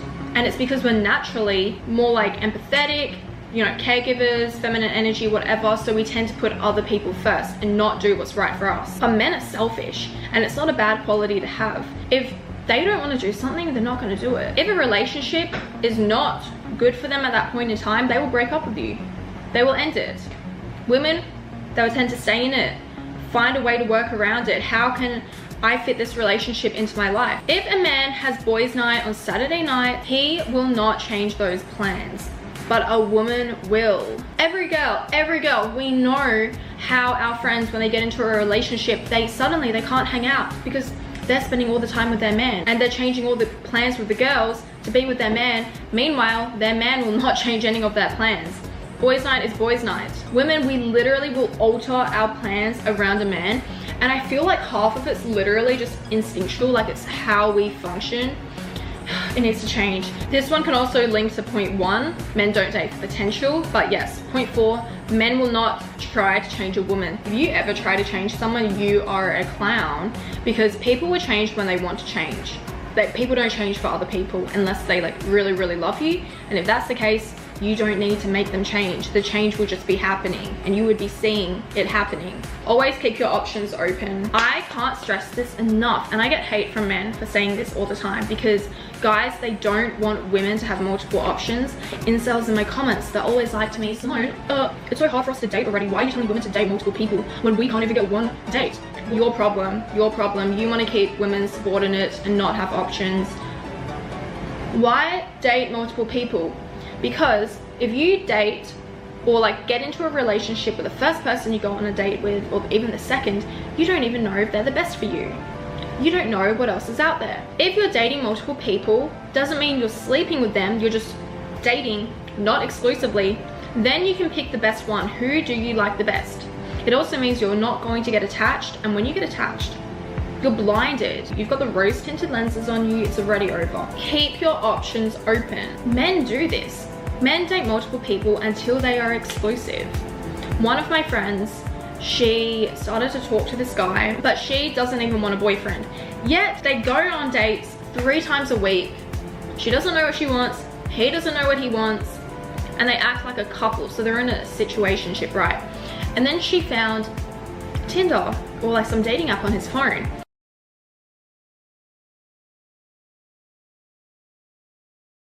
Our next segment. Thank you so much, Mrs. Simone Square. Such an amazing content creator she is. And she was like really mad. Thank you. Let's hop into our next segment.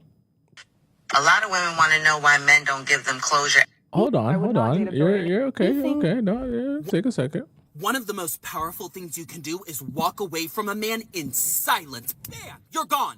Every time you send a long message, every time you're yelling at him on the phone, you're showing him that he has complete control over you. He's thinking to himself, this isn't a queen. This isn't a woman with a ton of options. This is my emotional prisoner who I can treat however I want to treat. How embarrassing is that? Even if you do have other options, he doesn't care because all of your energy is being poured onto him. You're showing him that you're in beggar mindset, and all of those angry texts and that yelling is showing him that you're just begging for a drop of his attention. I've known multiple guys who were treating their girl like crap, and the second they walked away in silence, not with a long text message, not through yelling on the phone, these guys lost their minds because the power dynamic changed. And she showed them, these women showed these guys through their actions, you don't want to treat me right, you want to treat me like crap, I'll go bag a king.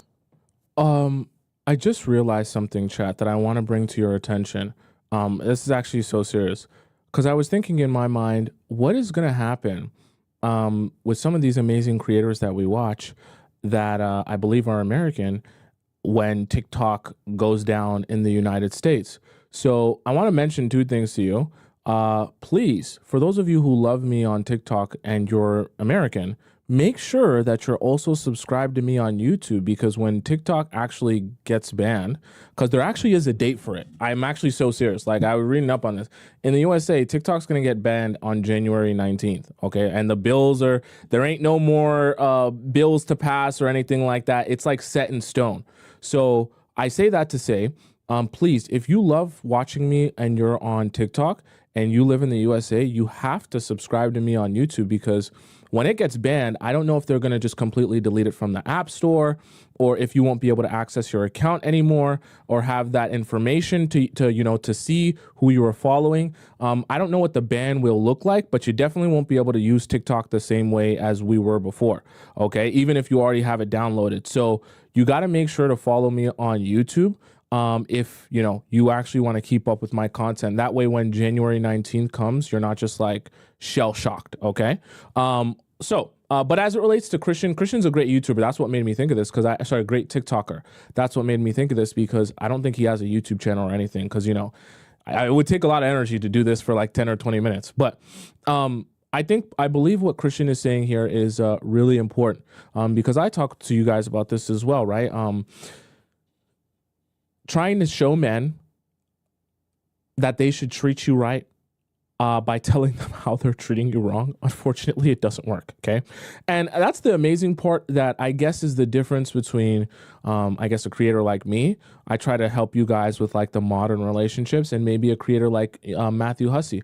I like Matthew Hussey and some of the stuff he talks about, but sometimes I think his advice, and it's not just him, some other people as well, their advice can be a little bit too idealistic. Like in an ideal world, what would we all be doing? Communicating, telling each other exactly how we feel, being super honest with each other. No one has to hide anything. Yeah, sure. In a utopia, that's what we do. But in the real world, that's not what people do. And that's not even what they respond to. Okay.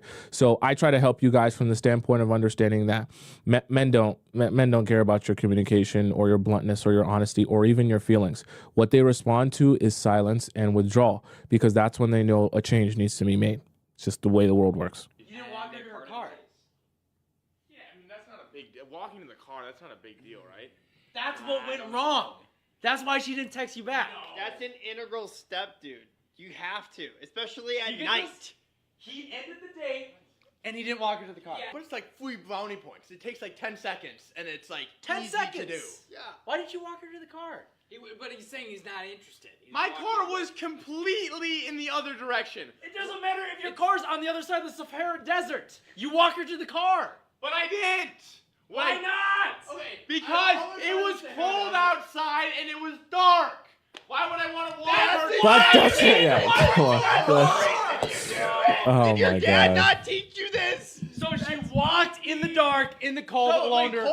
Oh! You didn't walk her to her car. That's a no. That's a no. That's a no. It's okay. He's a boy. He's learning how to be a man, but that's a no. Some boys they don't learn this from there. That's why we need dads. Some boys don't learn this. They don't understand that, right? I agree. You gotta walk her to the car. You can't not walk her to the car because it's cold and dark outside. That's exactly why you do walk her to the car. I was getting mad. Okay, I agree wholeheartedly. Okay, at least they taught him. Now he learned his lesson, but he probably not gonna get her. Imagine being voted sexiest woman in the world, having anyone you want at your fingertips. You pick a man that you think is a good one, you get pregnant with him, and then you go through his phone. A source claims that over Thanksgiving, Megan was with MGK. She started getting this bad feeling. She decided to go through his phone, and then she found things that ended their relationship. She literally just announced that they're... What things can she find on a man's phone who she has a blood oath with? You guys think it's a joke, right? I don't like celebrity gossip, but I did see this video the other day. We'll get a little bit sidetracked here. It's okay. We're having I had the best fun, interaction right? with a man's man. I want guys other just a little men bit of to a take video. notes. I'm so sorry. I look this way. Just hold on. So I'm standing outside. See, MGK, Megan, And Fox, I see this guy, and I just compliment his shoes. I was just being blood nice. I was like, I love your oath. shoes. Okay, I'm not joking. They in their relationship, they had a blood oath I'm together. also 4 years older than him, so I think Hold I on, made him my thoughts and intentions. The plot thickens. Just when I thought the drama would subside. We gotta But find yes, we do consume each other's blood. But yes, we do consume each other's blood on occasion for ritual purposes. only. It is used for a reason, and it is controlled where it's like, let's shed a few drops of blood and each drink it. He's much more haphazard and hectic and chaotic, where he's willing to just like cut his chest open with broken glass and be like, take my soul, let me bleed on you. It doesn't not happen, let me tell you. Maybe not exactly like that, but a version of that has happened many times. But yes, we do consume each other's blood on occasion for ritual purposes only. What type of ritual? Anyways, let's not get too sidetracked. It's just, It is used for a reason, and it is controlled where it's... I found that interesting that they would be in a relationship, take a blood oath, Imagine being and, still not end up together. decided to go through his phone, and then she found things that ended their relationship. She literally just announced that they're having a baby together, and then this happens, allegedly. Again, she could have had anyone in the world, and she chose you, and you fumbled the bag. I think all women need to see this. If the sexiest woman alive can be cheated on, if he could decide that he does not want her, then it has nothing to do with you if the same thing happens to you. Obviously, it's not all about looks, but a big thing that people think about when they're cheated on, especially women, is what the other person looked like. They must have been prettier than me. They must have had certain assets that are nicer than mine. But this woman was literally found to be the sexiest woman in the entire world. I'm not kidding. Look it up. The entire world. And this happens to her. My point in all this, if he cheats on you, it is a him problem. He is the one with issues. He should have been man enough to tell you, hey, I don't want to be with you anymore for this reason. For him to go behind your back while you think everything is okay, that man is a coward. Don't let a coward make you insecure. And Megan, who will never see this video, I truly hope that you do not get back with him. You deserve so much better. This baby deserves better. She is more than just the sexiest woman in the world, and there's going to be a man who sees that. Yeah, I'm not really into celebrity gossip, so they can do what they want with their lives. But the learning lesson is that, yes, the cheating is a him problem rather than a you problem.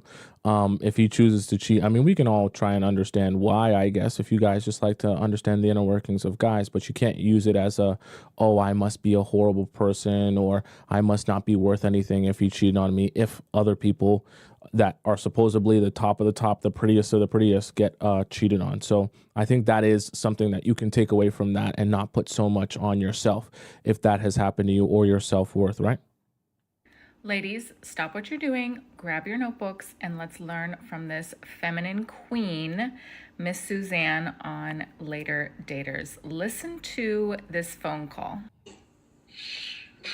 So, I'm good. How are you? I'm doing fine. Huh.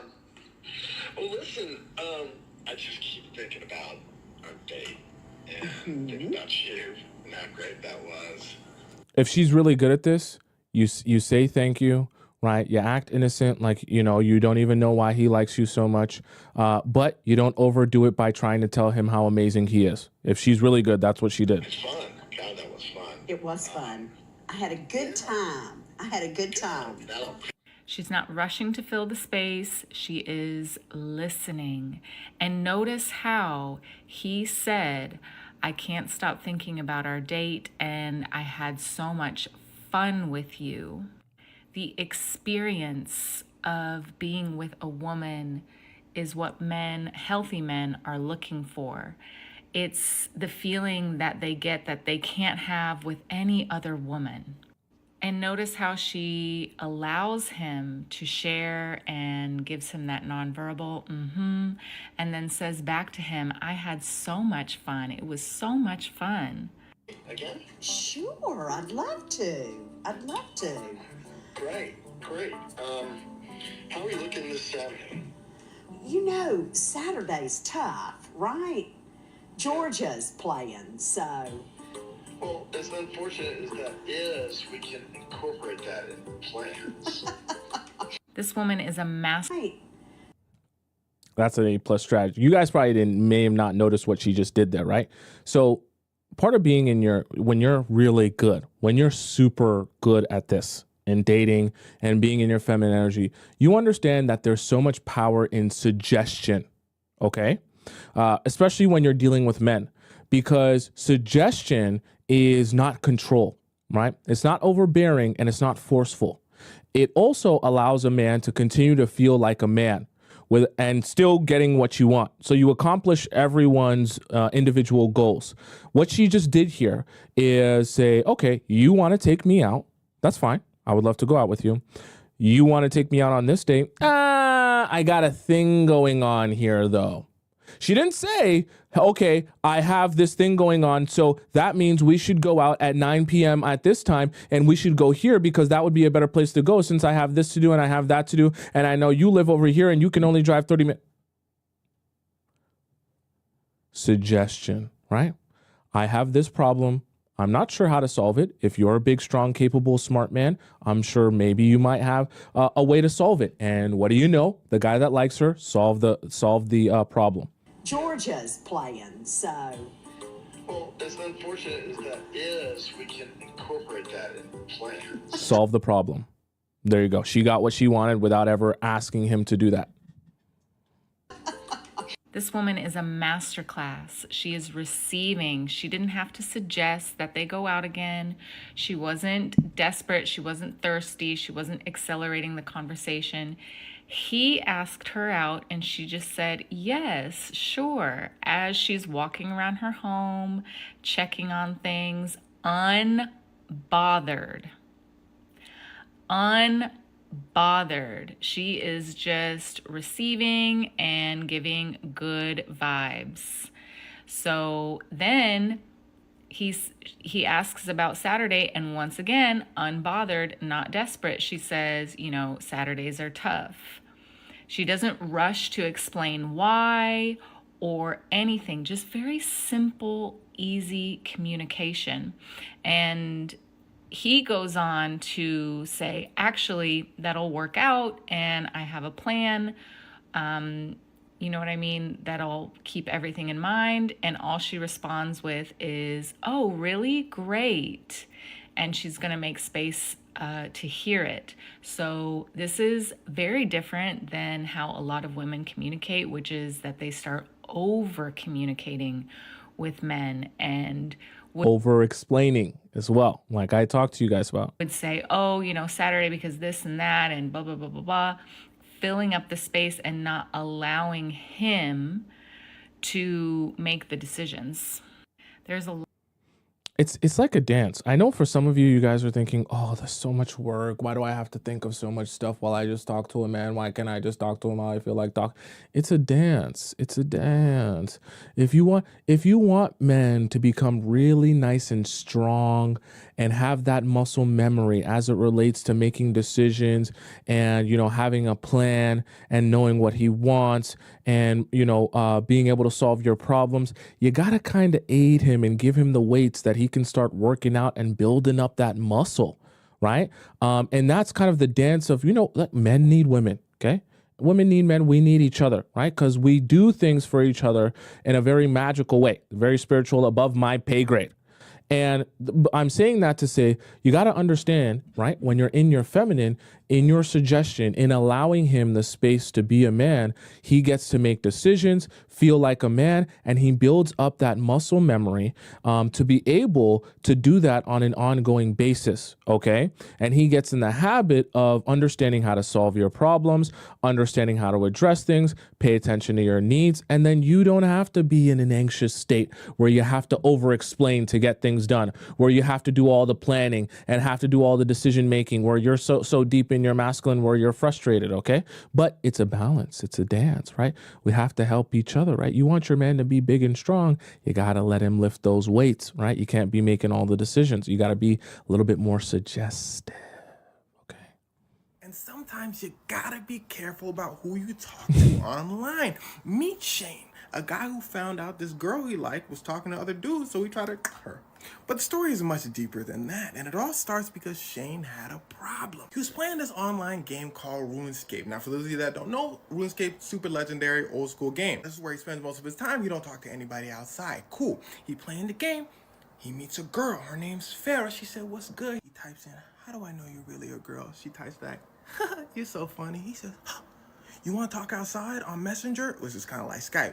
She says, haha, sure. So they get to talking on Messenger, all that. They cool, they become fast friends. Then Shane suddenly gets in his head, wait a second, if she's talking to me, chances are she might be talking to other people, so he gets instantly jealous. He says, but really though, Farrah, who else you talking to? She said, what you mean? We're not in a relationship or anything. He said, okay. He hacks her computer. And with this hack, he's able to monitor the people she's talking to. He finds out that she is in fact talking to other guys, so he confronts her. He says, aha! She said, aha what? We're not in a relationship. How did you find out all that? He said, you didn't let me finish. I was gonna say, aha ha ha, I hacked your computer. That's a joke. Or I said, and she stopped talking to him. Years later, he hits her back up saying, yo, my fault. I was wilding back then, like I was doing way too much. And by the way, to all my young ladies, if you get a red flag that big, block that person and never speak to them again. Anyway, he hits her up, says, yo, forgive me. She says, all right, you got it. Let's talk again. But this time they're a little bit older. They flirting a little bit and all that. He says, man, this is going great. On the game? On the game still? They're still flirting on the game? Dudes. But then he says, you know what? I'm doing too much. Let me forget about all that. Hey, it's Christmas, Farrah. Let's send each other presents. She said, cool. They send each other presents. But to send someone presents, you need their address. She sends her address over to him. But she's probably thinking it's cool. They've known each other for years. She lives in the UK. He lives in the United States. He's not that crazy, right? Okay. She then tells him, look, Shane, we got to stop doing all this flirty stuff because I'm Muslim. My parents not going to allow me to, do all this, that, and the third. He says, baby, no. She said, no, don't worry. We can stay friends. He said, that's not good enough. So he hacks her computer. He said, man, that's cap. Look at me. I'm Shane. There's got to be another reason. He finds out that she talking flirty with other dudes as well. He said, aha. She said, did you hack my computer again? He said, oops, I did it again.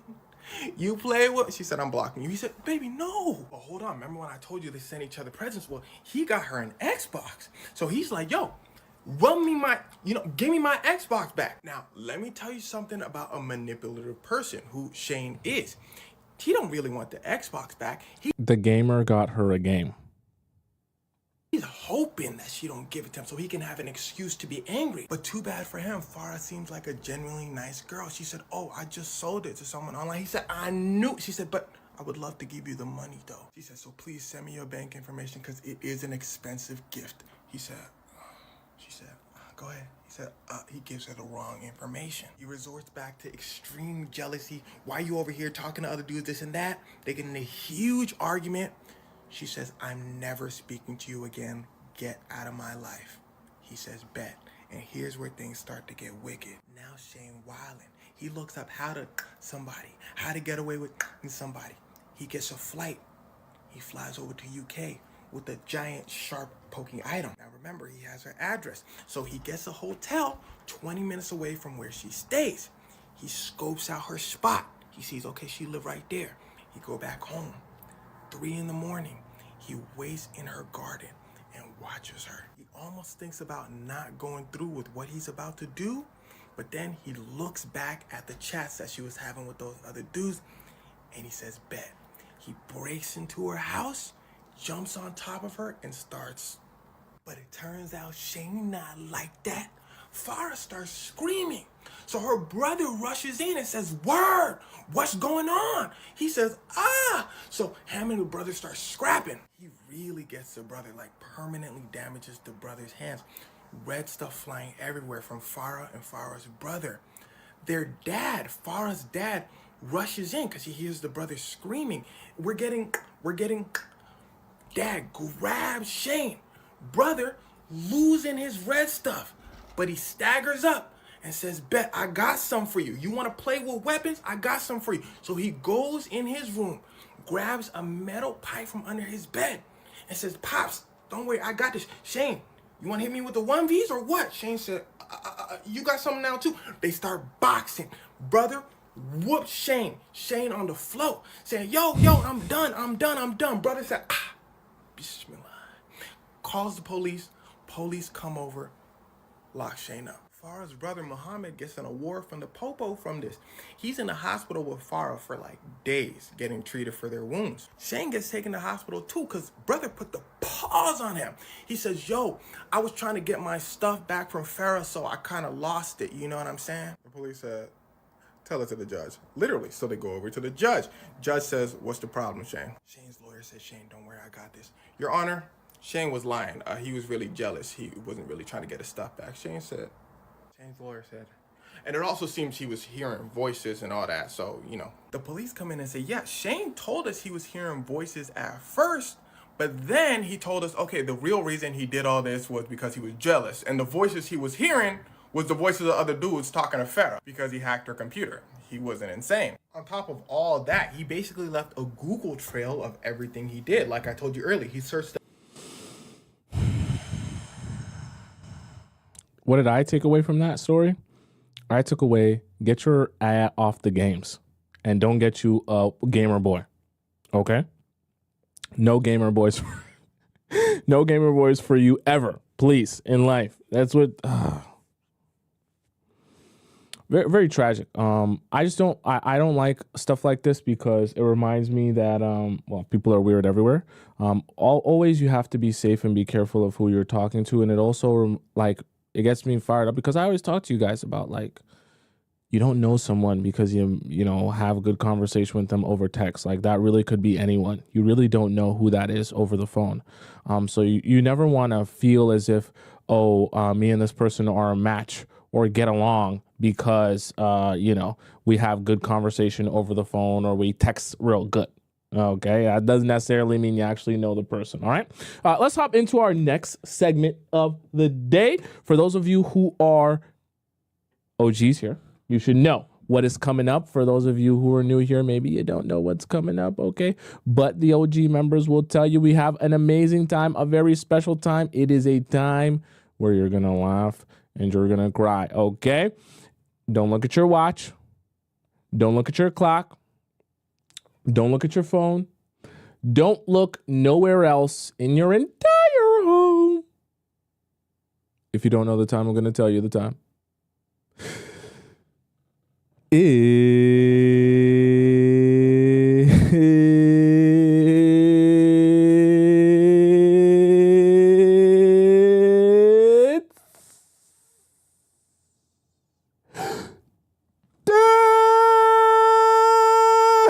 Discord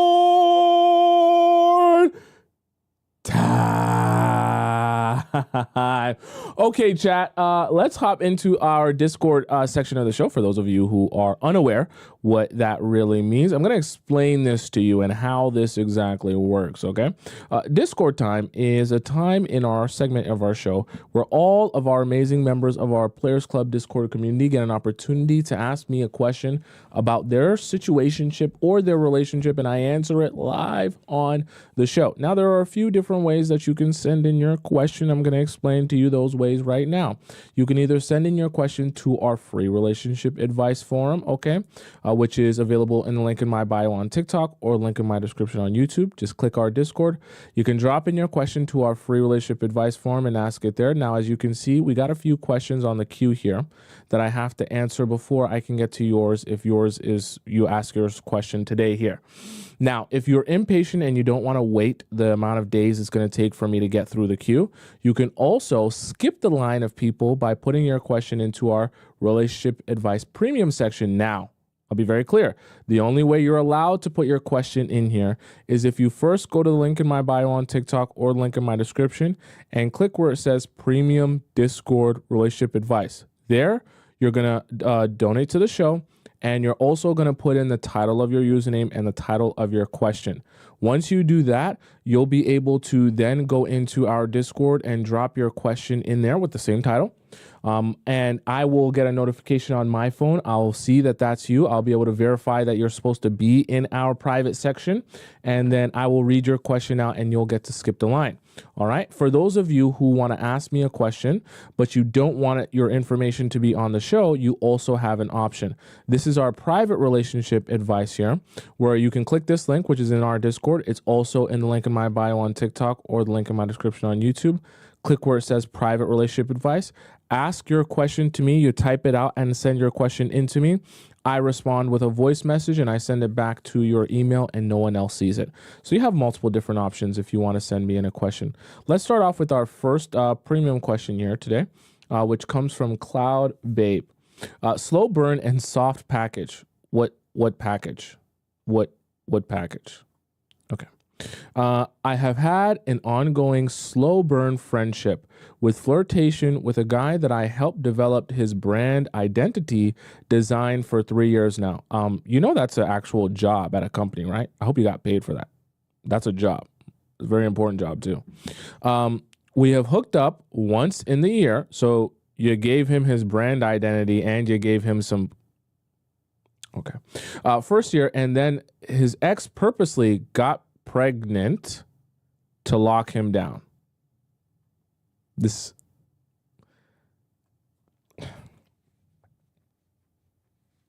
We're going to start it like this.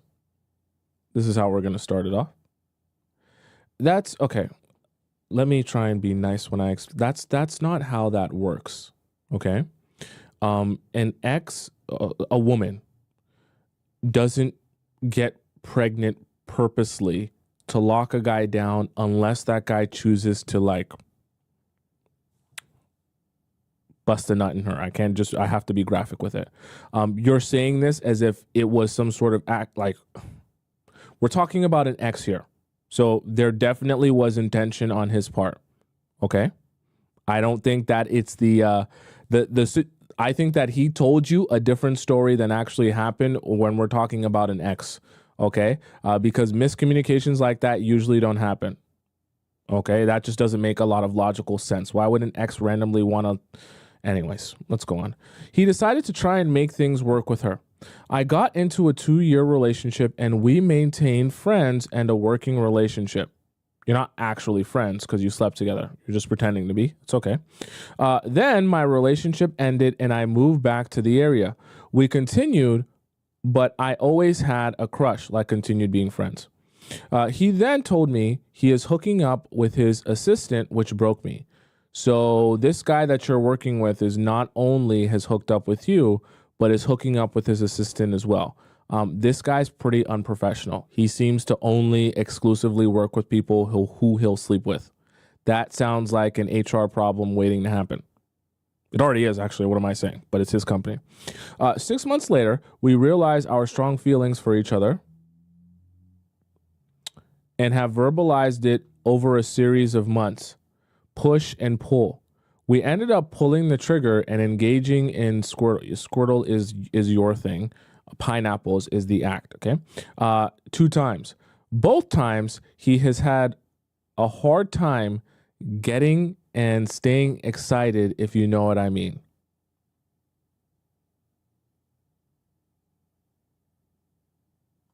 I know what you mean. His energy is very passionate and he claims to love it, but I feel like I don't know why this problem has actually prevented us from really engaging in full pineapple action. I tried to walk away because I felt like maybe he isn't interested, but he basically begged me not to. What could this mean? You're asking me why a guy has ED? Oh, okay, I guess we're going to go to a little bit of like medical school here. Well, so ED can happen for a multitude of reasons as it relates to a guy, some of which might be unrelated to you, some of which might be related to you. So let's just go through a few of them. Obviously, I'm not a doctor. The first reason could be, maybe something's going on with his health, but for the most part, he got his ex pregnant, so it doesn't seem like it's going to be a health thing. But as it relates to like you and maybe his relationship with you, it could be that he's nervous. It could also be that he maybe knows that he's doing something wrong, right? If he's too much in his head about anything, whether it be his relationships, his relationship with you, maybe he feels he shouldn't be doing this. If he's in his head too deep, it may also not work. And that could be a factor contributing to what's going on here. It doesn't happen with every guy, but it does happen with some guys. And it's kind of like there's a snowball effect. As you're in your head and you're not able to get up, you're in your head more because of whatever you're in your head about, and then you're also now in your head that you're not able to get up, then the more you focus on trying to get up, the more you're in your head. So then the harder it makes it to get up, and then it's just a snowball effect. So that could also be happening as well. Some sort of subconscious pressure that he has on himself about what he's doing or whatever the case may be. But even aside from that, I don't even think that this is a situation that you should be involving yourself in. So I actually think that the universe is blessing you by not continuing to have him penetrate you and have you become digmatized, where you will start doing and saying crazy stuff to be with him, when I don't at all think that he has any intention of dating you or being in a romantic relationship with you. So then my question becomes, what's the actual point of anything you're doing here? You're sleeping with the guy who you work with and are kind of friends with, but not really friends because you've slept together before? What's the point? There is no point. You're just going in circles with the guy who's never going to date you. So how about we use this as a sign that it's actually time for you to move forward and not continue to revisit a situation with him? I know that's not what you want to hear, but I actually think that there's a reason that this is happening. And if he's in his head this much, it's probably because he has other things going on in his life that you don't know about. And my guess would be it has something to do with this ex, and probably another thing to do with that assistant as well, right? When you're in so much of a mess and your life is in such a mess, let me tell you as a guy, one of the easiest times to get up, get excited, and do some work is when your life is in order, as strange as that sounds. When your life is in order or you're getting wins in life, trust me, it's easy to get up then. When you're stressing because you ain't been doing what you're supposed to be doing, it's actually the hardest to actually get up at those times because you're in your head about so much you can't even think straight. So I'll just leave you with that. So if there's a lot going on with him, it's probably a contributing factor to why his thing's not working right. Okay? Right? Because, I mean, you guys have hooked up before. Let's go on to our next question here. Our next question comes from, let's see here. Our next question comes from Null, okay? I seen you guys were saying that I should answer this. I hope Null is here to get her question answered. All right, so the title is Stretch, Pray First, How to Overcome Addiction, Use as an Example and a Cautionary Tale, okay? Excuse me? Please help me. I would like your strategy on how to heal and how to let go of this addiction. What type of addiction are we talking about? Are we talking about like you're digmatized? That's what I feel like you're about to go here. I am a 32-year-old straight female. Okay, I like that you mentioned straight. All right. I recently was dumped by a 29-year-old. Oh, okay, that's why you mentioned it. Bisexual male who is best friends with his ex-girlfriend. Ex-girlfriends, you actually said. So multiple. We were together for 1.8 years.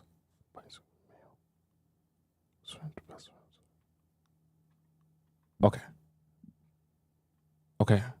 Sorry, there's a lot of, I'm trying to understand all the connections. He broke up with me because he was unhappy. What was he unhappy about? That he wanted his butt stuffed?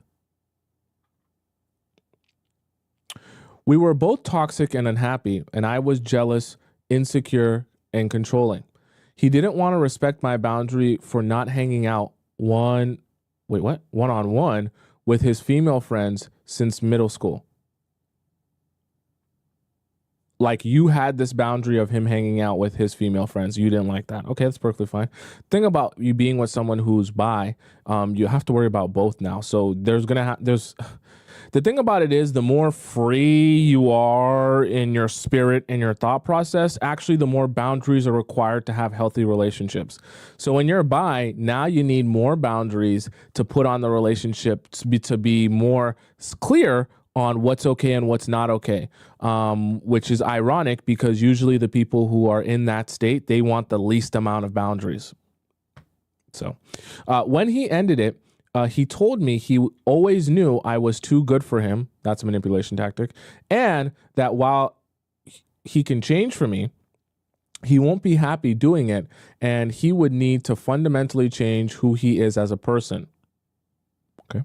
While I was unhappy with him and I know he wasn't my ideal partner, because I couldn't accept him being best friends with his ex-girlfriends and him being bi, I still miss him. And he used to treat me like a queen by being generous and taking me on trips.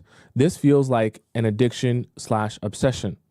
Well, you're saying that you just miss the memories that you have with him, really, and the good times, right? You're acknowledging the ways that he's not the partner for you now, but you're just saying what you miss is the fact that you had good times together, which that's not really, I don't consider that an addiction. You just miss the person or the relationship that you had when things were going well, which we all would.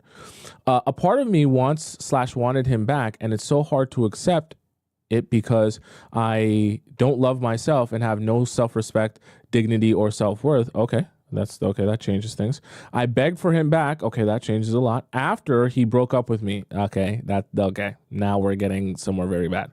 Things did not improve. He started hanging out solo with his childhood female friend. He yelled at me, hung up on me, and blocked me because he didn't want me contacting him when he was going to a concert with his middle school female friend who is newly single. I know I focus on the female friends, but I forget he likes men too. This is why I say situations like this are just ultra confusing because there are no platonic friends here. Everyone is on, is a suspect, if that makes any sense, right? A suspect to be likely a non-platonic friend, right? It's very difficult to set boundaries in a situation like this, it's no diss, but it's so hard to set any boundaries now because what is okay and what's not okay, right? Alexandra said everyone's the op. Literally, everyone's the op. So everyone's confused. I don't even everyone's on the other side. Also, he let his best friend ex-girlfriend spend the night in his apartment with his guy roommate, and I didn't want to be there because I made him and his best friend's ex-girlfriend, she cheated on him, uncomfortable. When I first met her, this was month 11 of our relationship, and I know I should have ended it then, but I was weak. See, the thing about this is I don't even know I couldn't tell you what to look for. I don't know what the soft spot is. I don't know what he's trying to accomplish because I don't even know who he wants. We're talking about his best friend and his best friend's ex-girlfriend. I don't even know which one of those he wants or if he wants both. So I don't even know what he was trying to do by being sneaky and go behind his best friend's back, or if he actually wanted the best friend and that was just an excuse or an out to get the best friend there. I don't even know if he wanted both of them at the same time. Okay, so I'm confused too, right? We just know there are no boundaries in a position like this. That's the main point. Please use me as an example and please speak some sense into me. Give it to me straight, harsh, and sternly. Okay, I need it. Okay, I know I am unhealed, committed to doing the work, but I realize that I'm lazy and I'm uncomfortable with doing this hard work. Oh, was that the message? Okay, the rest was just responses. Okay, no. Hear me. Okay. We're going to put you through a program here real quick, right? You can rewind this, make this easy on yourself so you don't have to put any thought into this. First thing you got to do in a situation like this, got to block and delete him on everything. Block his Snapchat, TikTok, Instagram, Facebook, Telegram, everything. Okay, block his Cash App if you have it.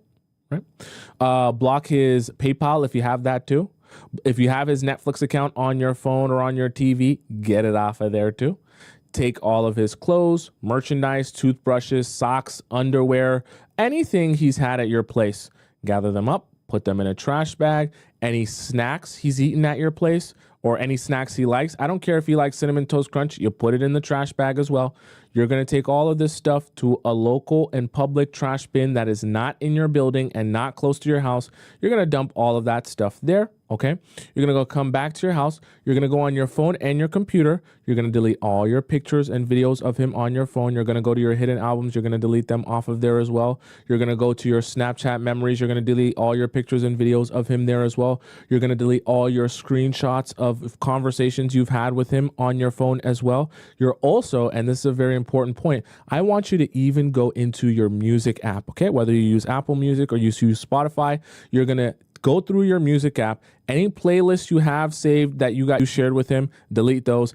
Any music that reminds you of him, delete that as well. Any music that he's put you on, delete that as well. Okay, delete everything. Then you're going to go onto your computer. You're going to delete all pictures, videos, and screenshots of conversations off of your phone as well. Off of your computer as well. You're going to wipe that out. Make sure you go into your recycle bin and clear that out as well, so it's not in your recycle bin, right? Snow said he's blocked on Discord. I should have mentioned that. If you have him on Discord, you're going to block him off of there. You're going to even remove yourself out of any chats that you share with him in terms of any groups that he's in and you're in as well, right? So you're not even tempted. The other very important thing as it relates to these friends and these friend groups, right? You're going to have to make a very clear decision here. If these are his friends in this friend group, you might have to unfollow them too. And I know that's going to be painful, but if you're actually going to work yourself through this man and not be tempted to message him, you don't want to have any sort of temptation. So not having temptation is also about understanding how that can present itself in your life.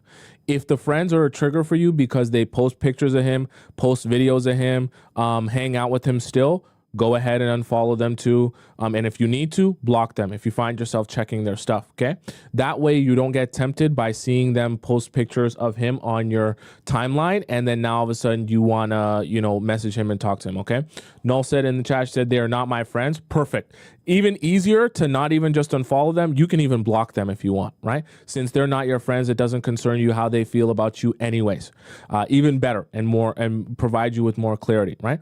We want to get rid of any avenue that will allow you to go backwards. The other thing important as well, tell your own close friends that this is what you're doing, right? You don't want to speak to him anymore. You don't want to talk to him. That way they're aware if he ever reaches out to them that they should not relay the message to you. They should not tell you about it and they should not try to help him or help him get in contact with you, okay?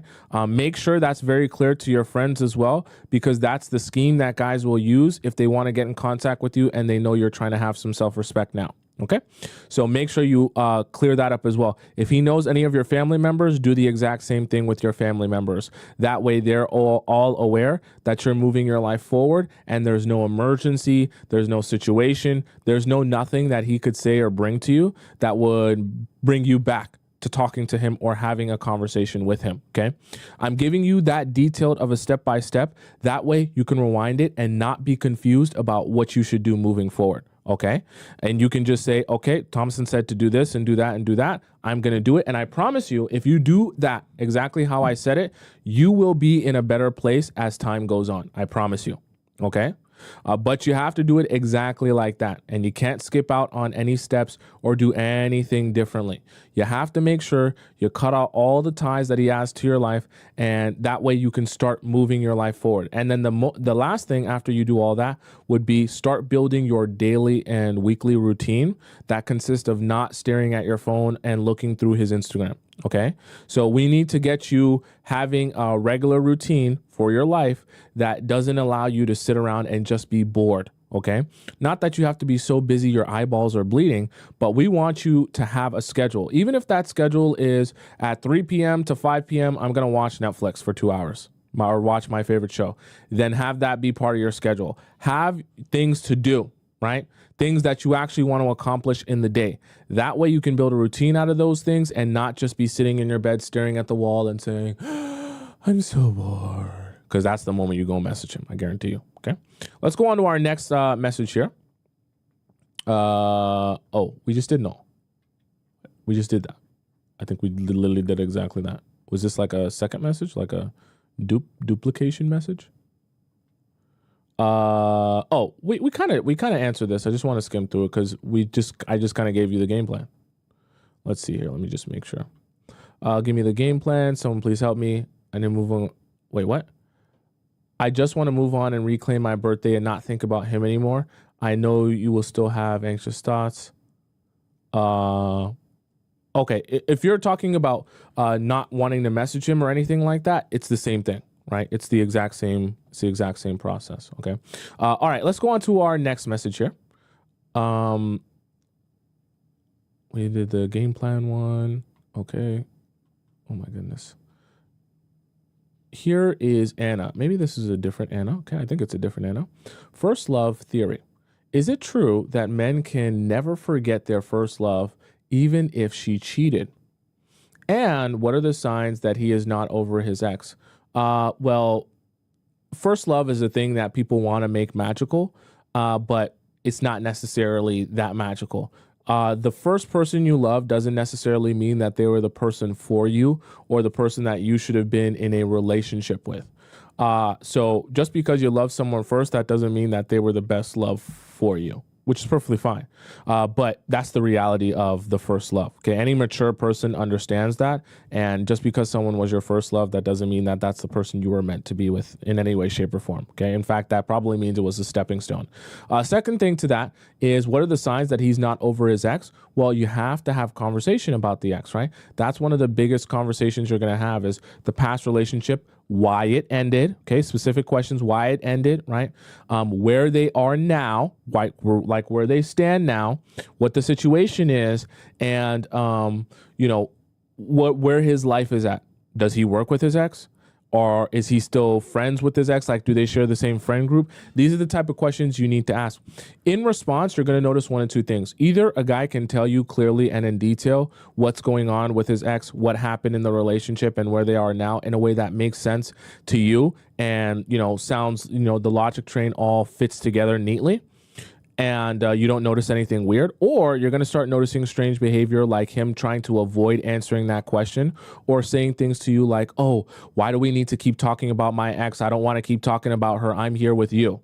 I'm only focused on you. Anytime a guy tries to avoid talking about his ex or saying I'm only focused on you and only focused on right now, it's because one of two things. He either doesn't want you to realize the type of person he is when he describes to you his relationship with his ex, or number two, he doesn't want to revisit the conversation of his ex because he knows he's going to spill the beans of how invested and in love he is with his ex still. So it's really one of those two things why he's not trying to tell you what's really going on there. All right. Let's go on to our next question here. Make sure we get through all of these. Why does this not Marcus Red? Okay. Pretty Kitty Rach? Pretty Kitty Rach? Okay. 23-year-old virgin having trouble in the dating scene. You're a 23-year-old virgin and your username is Pretty Kitty Rach. Okay. Hi, Thompson. I am 23 and a Christian. Okay. My relationship with God includes my belief on waiting until marriage. Okay. Also, for personal reasons, as I want a man that I deem worthy and fully committed to me before I share that part of myself. However, I've never had a boyfriend or even held hands with a man romantically. Okay. Is that weird? No comment. I believe I'm a fairly attractive woman, but I haven't gotten much attention from serious men. Just lots of men I've met at clubs and bars, and I went to my friends. I went with my friends, in college, but I don't take these men seriously. Okay, I know you're just sending in your message and telling, your story, but if you're looking for a man of God, not a problem with that. You should be spending as little time as possible in a club or a bar. Now, I know you're going there because, your friends go to college and that's where they spend their time. But I'm just setting matters, right? You're not going to find the man that you're looking for in a club or a bar. It just doesn't. Not that men of God don't go to clubs or bars, but the chances of you finding the guy you're looking for there, very slim. I graduated earlier this year, but I felt most men didn't approach women because they're used to dating apps or wanted princess treatment. Why aren't we? Are we not going to incorporate the church? You know that. You know that single men also go to the church, right? Like they go to church. If you go to a fairly decent sized church, there's going to be men around your age there that are also single. You do know that, right? I'm a little bit confused here. Other than that, others just didn't meet my standards. Why? Okay. I had a few questions for when I do get into a relationship. Where do you suggest I can meet wealthy Christian men outside of church? Okay, what's the problem with meeting the man in church? I don't understand. The perfect place for you to meet the man is in church. Am I losing it, or am I confused, chat? The perfect place for you to be meeting men is in church. Now, I'm not saying you turn your church into a dating, a dating site, but if you go, okay, let me help you kind of restructure this. If you actually want to meet more men, and you want to meet a man of God, my advice to you, find a larger church to go to, because obviously the larger the church you go to, the more people there are to meet. There's also a thing, I don't know how to really describe it, but there's these more like modern day churches where it'll be like what we can describe as a young people church. So usually in these major cities, they'll have a couple of these around where they're like a young people church for more like a modern version of church, if that makes any sense. The pastor won't necessarily be wearing a suit. He might be wearing more like business casual clothes and things like that. I say that to say, if you live close to a major city, there's probably a church like that. And that's a great place to meet men who are like you want, men of God, right? But also obviously around your age and not grown men with families. But you're going to need to actually be strategic about going to those type of places in order to meet those type of men. And I don't think for what you want, right, and what you're looking for, I honestly don't think you should be meeting men anywhere else but church. I really mean that, because you're looking for a very specific, very unique type of man, very centered in his values and what he wants out of a relationship and, his relationship with God. The perfect place to meet that type of man is in church. Really and truthfully, anywhere else is going to be, you're going to have slim pickings, right? To get that type of man. Not that it's impossible, but the best place to meet him is in church. So you saying you want to meet him in a place that's not church is not going to do what you want it to do there. Okay. Especially for what you're looking for specifically. I plan on joining the young adults group at this new church I go to. Perfect. So exactly what I was saying. But other than that, I have no idea how I can meet them. It's okay. It's okay. You join the young adults church, go there and just experience. Don't be in a rush that, oh my God, I've got to go to a place that's a singles meetup where all the men are there ready to date women right now in this second. Just don't be in that state, right? It's going to be very unattractive and you're going to be so anxious, you won't even be able to come across how you want to come across, okay? You're already going to the new church. You're already joining the young adults group, okay? That's perfect. Just allow yourself the freedom to meet people as you will meet people in this environment. This is the environment where you're most likely even going to meet the guy that you're looking for anyways. So don't be in a rush that I have to have 35 different places where I can go to meet men. Because trust me, if I advise you to go to a club or a bar, you ain't gonna meet many men of God there, just to be real with you, right? Even if I advise you, go to the grocery store, go to the gym, right? You might meet good men there, but you're looking for a specific man of God, right? You're not necessarily going to meet men who are also men of God at the gym. It's possible, but you're also going to have to sift through the men who might just be good men, but might not necessarily be the type of man that you're specifically looking for. So rather than having to sift through all these different men in different places that aren't exactly what you're looking for, why not just join the group that has the highest percentage of men that you're looking for and let it go from there? You understand what I'm saying? I'm in graduate school and will be making well into six figures in healthcare. I want a man that makes more than me or at least the same, right? So you're looking for something very specific, like I said before, mostly because I want him to be ambitious and have a certain mindset and provide for us and our children. Also, because I don't want to have to deal with the man's ego if I make more than him. You should only be meeting a man in the church, truthfully. Should I tell him that he is my first BF? Wait, what? Who? Oh, you're talking about the guy that you eventually meet. Should I tell him that he's my first BF kiss when we get to that stage? I don't think I think it's one of those conversations where, yeah, you can be honest with him when you guys are sharing about your past histories and things like that. But I don't think it's something that you need to come out and say on the very first date. I think it's better to just feel out guys first. And then as you get to know them better, then you can start sharing these things with them. I also don't think if you're meeting a true man of God, I don't think that will be on the front of his mind anyways. So I don't even think that's necessarily a conversation you need to have at the very beginning. Obviously, as time goes on, you get to know each other better. You share more things with each other. And as you feel you can trust him with more things. But I don't even think that this would be, if he was a man of God, I don't even think this would be a conversation that you guys are really having very early on anyways. Okay. And trust me, someone even said it, right? A man of God would even enjoy that. So it's not even a problem anyways. Obviously, I'd end up telling him at some point that I'm waiting and he'd be my first then. Even better. Okay. Everything aligns. So it doesn't even matter. But not even a conversation that needs to be had on the first couple of dates. All right. When should I tell him that I'm waiting? Like second or third date? My advice to you would be play it by ear. I know that sounds very ambiguous, but let the relationship develop first, right? See if you have a connection first and see first, because the problem becomes if you're rushing to give him a whole bunch of information, you might not get what you want out of the relationship because he might just mirror you and what you're saying you want. So we want to use the first couple of dates to see what he wants first, what he's looking for out of a relationship. What level of intention does he have without any of the background information of you and what you're looking for? That way you can gauge for yourself as a woman, where is he lying? What is he looking for? And where is he looking to go here? Right? That's always the best place to be, with having all the information without ever giving too much information.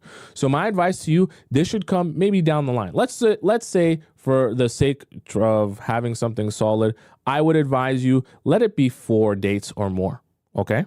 Before you say anything about this, let's assume you go on 1 date a week. So this should be after month number 1 that you start mentioning how many people you've slept with and things like that, right? Doesn't mean you can't share with him the way you feel about certain things, but we want to refrain from oversharing and allow men to show their hand first so that you can get a gauge on what they're really about. Okay. I don't want to hold his hands until we're officially dating. Okay. Okay. Okay. Okay. Okay. First of all, for you, you don't look anywhere else but in a church for a man. Nowhere else. There's no point for you and what you're looking for, because I'm not here to tell you the difference between right and wrong. For you and what you're looking for, you cannot look anywhere else but a church for a man. I really mean that. I just have to be real with you so your expectations aren't, you're not very disappointed. Because I'll be real with you. Any man that's not a really, really strict man of God is just he's not gonna want to date you in this like this. I'm not saying that there's anything wrong with you, and I'm not saying you have to change your boundaries or what you expect from a man. I'm just telling you, any casual man, especially even a man that's not really, really strong in his faith, is not really gonna go through with dating you. Right? If you don't want to at least hold hands until you're officially dating. I'm just being honest with you. I have to in order for me to actually help you. Okay. If that's what you're okay with, understand you're looking for a very specific type of man with very specific qualities. And I'm telling you, as a man who's, seen a lot in this world, that type of man does not exist anywhere outside of the church. Even in the church, you're looking for something very specific. Okay. So your vetting process needs to be very detailed, very extenuous, and you can't mess around in your vetting process, because the type of man you're looking for is so disciplined. He probably has never even busted a nut. Okay, you're looking for the ultra of most disciplined, which is fine, but just understand you don't even waste your time looking anywhere else but the church if that's what you want. And those are your boundaries. I'll be super real with you. I've heard another influencer mention this, and I think it's a good idea that could help with pacing. Yeah, I agree. That can help with pacing, but you're going to need a man who's very intentional, very serious in his faith, and walking the same path as you. So don't even bother looking anywhere outside the church, really and truthfully. I also would ideally not kiss him until we're at least 3 months into dating, as I want to move slow, and kissing is the only thing we will be doing until we're married. So I don't want him to feel like the relationship is stagnant if we do that early on. Do you think this is realistic though?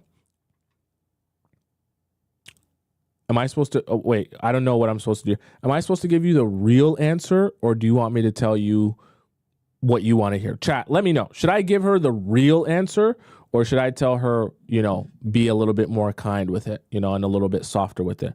Tell me in the chat, because I don't know which one to do here, which answer to give here, and give it to her, right? I can, soften it up a little bit, so that she can get what she wants and hopefully find what she's looking for, or I can give the real answer. I want to see which one I'm supposed to go with here, because I want to be helpful. Okay. All right. You guys said be real. Okay. Realistically, Pretty Kitty Ranch, you're not really going to find a lot of guys who will be willing to go to this level of depth with you. I'm not saying that it's impossible, but really and truthfully, like the expectation that, okay, I get you don't want to sleep with a guy until you get married. Perfectly fine, right? That's not anything strange. But the not even holding hands until we're officially dating, that becomes an extreme where, not saying you won't find guys like this, but it's so extreme that many guys will say, they're not even ready to invest that much in someone that the relationship is that strict. You understand what I'm saying? Like, there's a balancing act, because everyone likes affection, right? And I understand that it's your religion and things like that, so I'm never going to tell you that that's wrong or you should change your boundaries or anything like that. All I will say is it's going to be very hard to find someone who will agree with that, right? That doesn't mean you have to change your boundaries, but since it's going to be very hard to find someone who, will agree with this, you need to be honest with yourself and not even bother looking for any guy outside of the church. I really mean that. Don't even don't try to go to no club, no bar. Like, just think of it as anytime you go to the club or the bar and talk to a guy, just think of it as it's just a waste of time. I'm just doing this, for fun and enjoyment, to just chit chat. Don't even bother getting his number. Don't bother giving out your Instagram. Don't bother doing none of that. Right? Even when guys come up to you, in school or around anywhere, right? Or on dating app, just don't even bother. Don't even bother. Okay. Unless you're getting on a specific Christian dating app, right? For Christian men, to meet Christian men, that's the only time where you should even be bothering entertaining the casual guys you're going to see around. Because the reason I say that is because the casual guys you're going to see around are never gonna, they're never going to stick around long enough for this to even build up in anything. That's me having to be real with you. Like, no guy who, even guys who are religious, and I know a lot of religious people, whether it's Muslim, whether they're Christian, whatever they are, right? Catholic, whatever. Majority of even religious men will not stick around long enough to say, I'm not going to even hold hands with you until we start dating. Like, I just have to be super real with you. But that doesn't mean you have to change your boundary. All it means is you're looking for something very specific, and you ain't gonna find that anywhere else but the church. Okay? So understand that what you want is what you want, but you're gonna have to be very meticulous to find that. And just understand it's probably gonna take you some time. You seem to be in a rush to meet the man that you want to spend, the rest of your life with. And I have to caution you, based on your criteria, you're going to have to sift through a lot of what you would consider garbage or men that you don't want. Even in the church, you're going to have to sift through a lot of men, meaning there's going to be a lot of men who disqualify themselves because they can't move at this pace.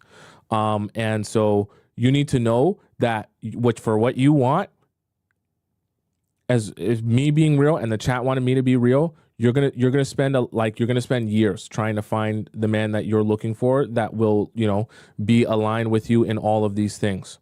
Not that that's a bad thing, but I want to settle your expectations to a place that is more realistic, so that your frustration doesn't, make you lose your mind.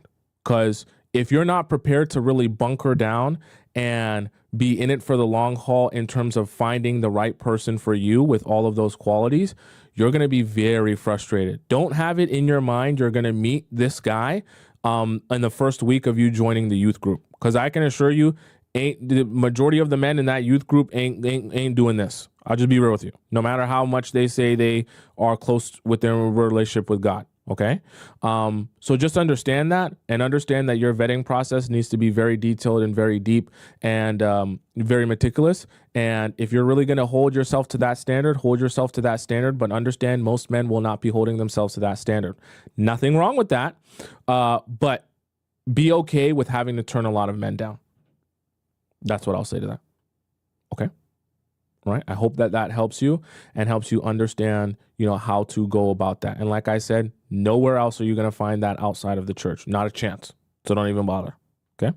All right, chat. That's the show for today. For those of you who have a question for me, feel free to send them in, whether it be into our premium section, our free section, or our private section. All of those links are available in the link in my bio on TikTok or the link in my description on YouTube. For those of you who are on TikTok and you want to follow me on Instagram, my Instagram is just Tomisin_Atub there.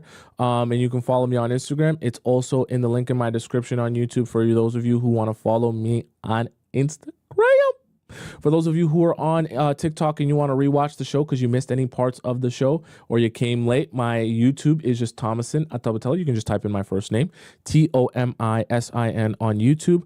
Go into the live section. You'll be able to see this live stream and all the other live streams I've done since the beginning of time. And the best part is you'll have the YouTube and the TikTok live chat embedded in the video, so you won't miss a second of conversation there that we have on the show. All right. For those of you who are wondering what times I'm on every weekday, Monday to Friday at 4 p.m. Eastern Standard Time. So if you want to figure out when you can catch me on again, it'll be tomorrow at 4 p.m. EST. You got to figure out what time that is in your time zone. Okay. Until we meet again tomorrow and see each other again at 4 p.m. EST. Goodbye for now. I bid you adieu. Arrivederci, au revoir, hasta la vista, sayonara, ciao, salam, adios, bon voyage. And I'll see you again tomorrow at 4 p.m. Eastern Standard Time.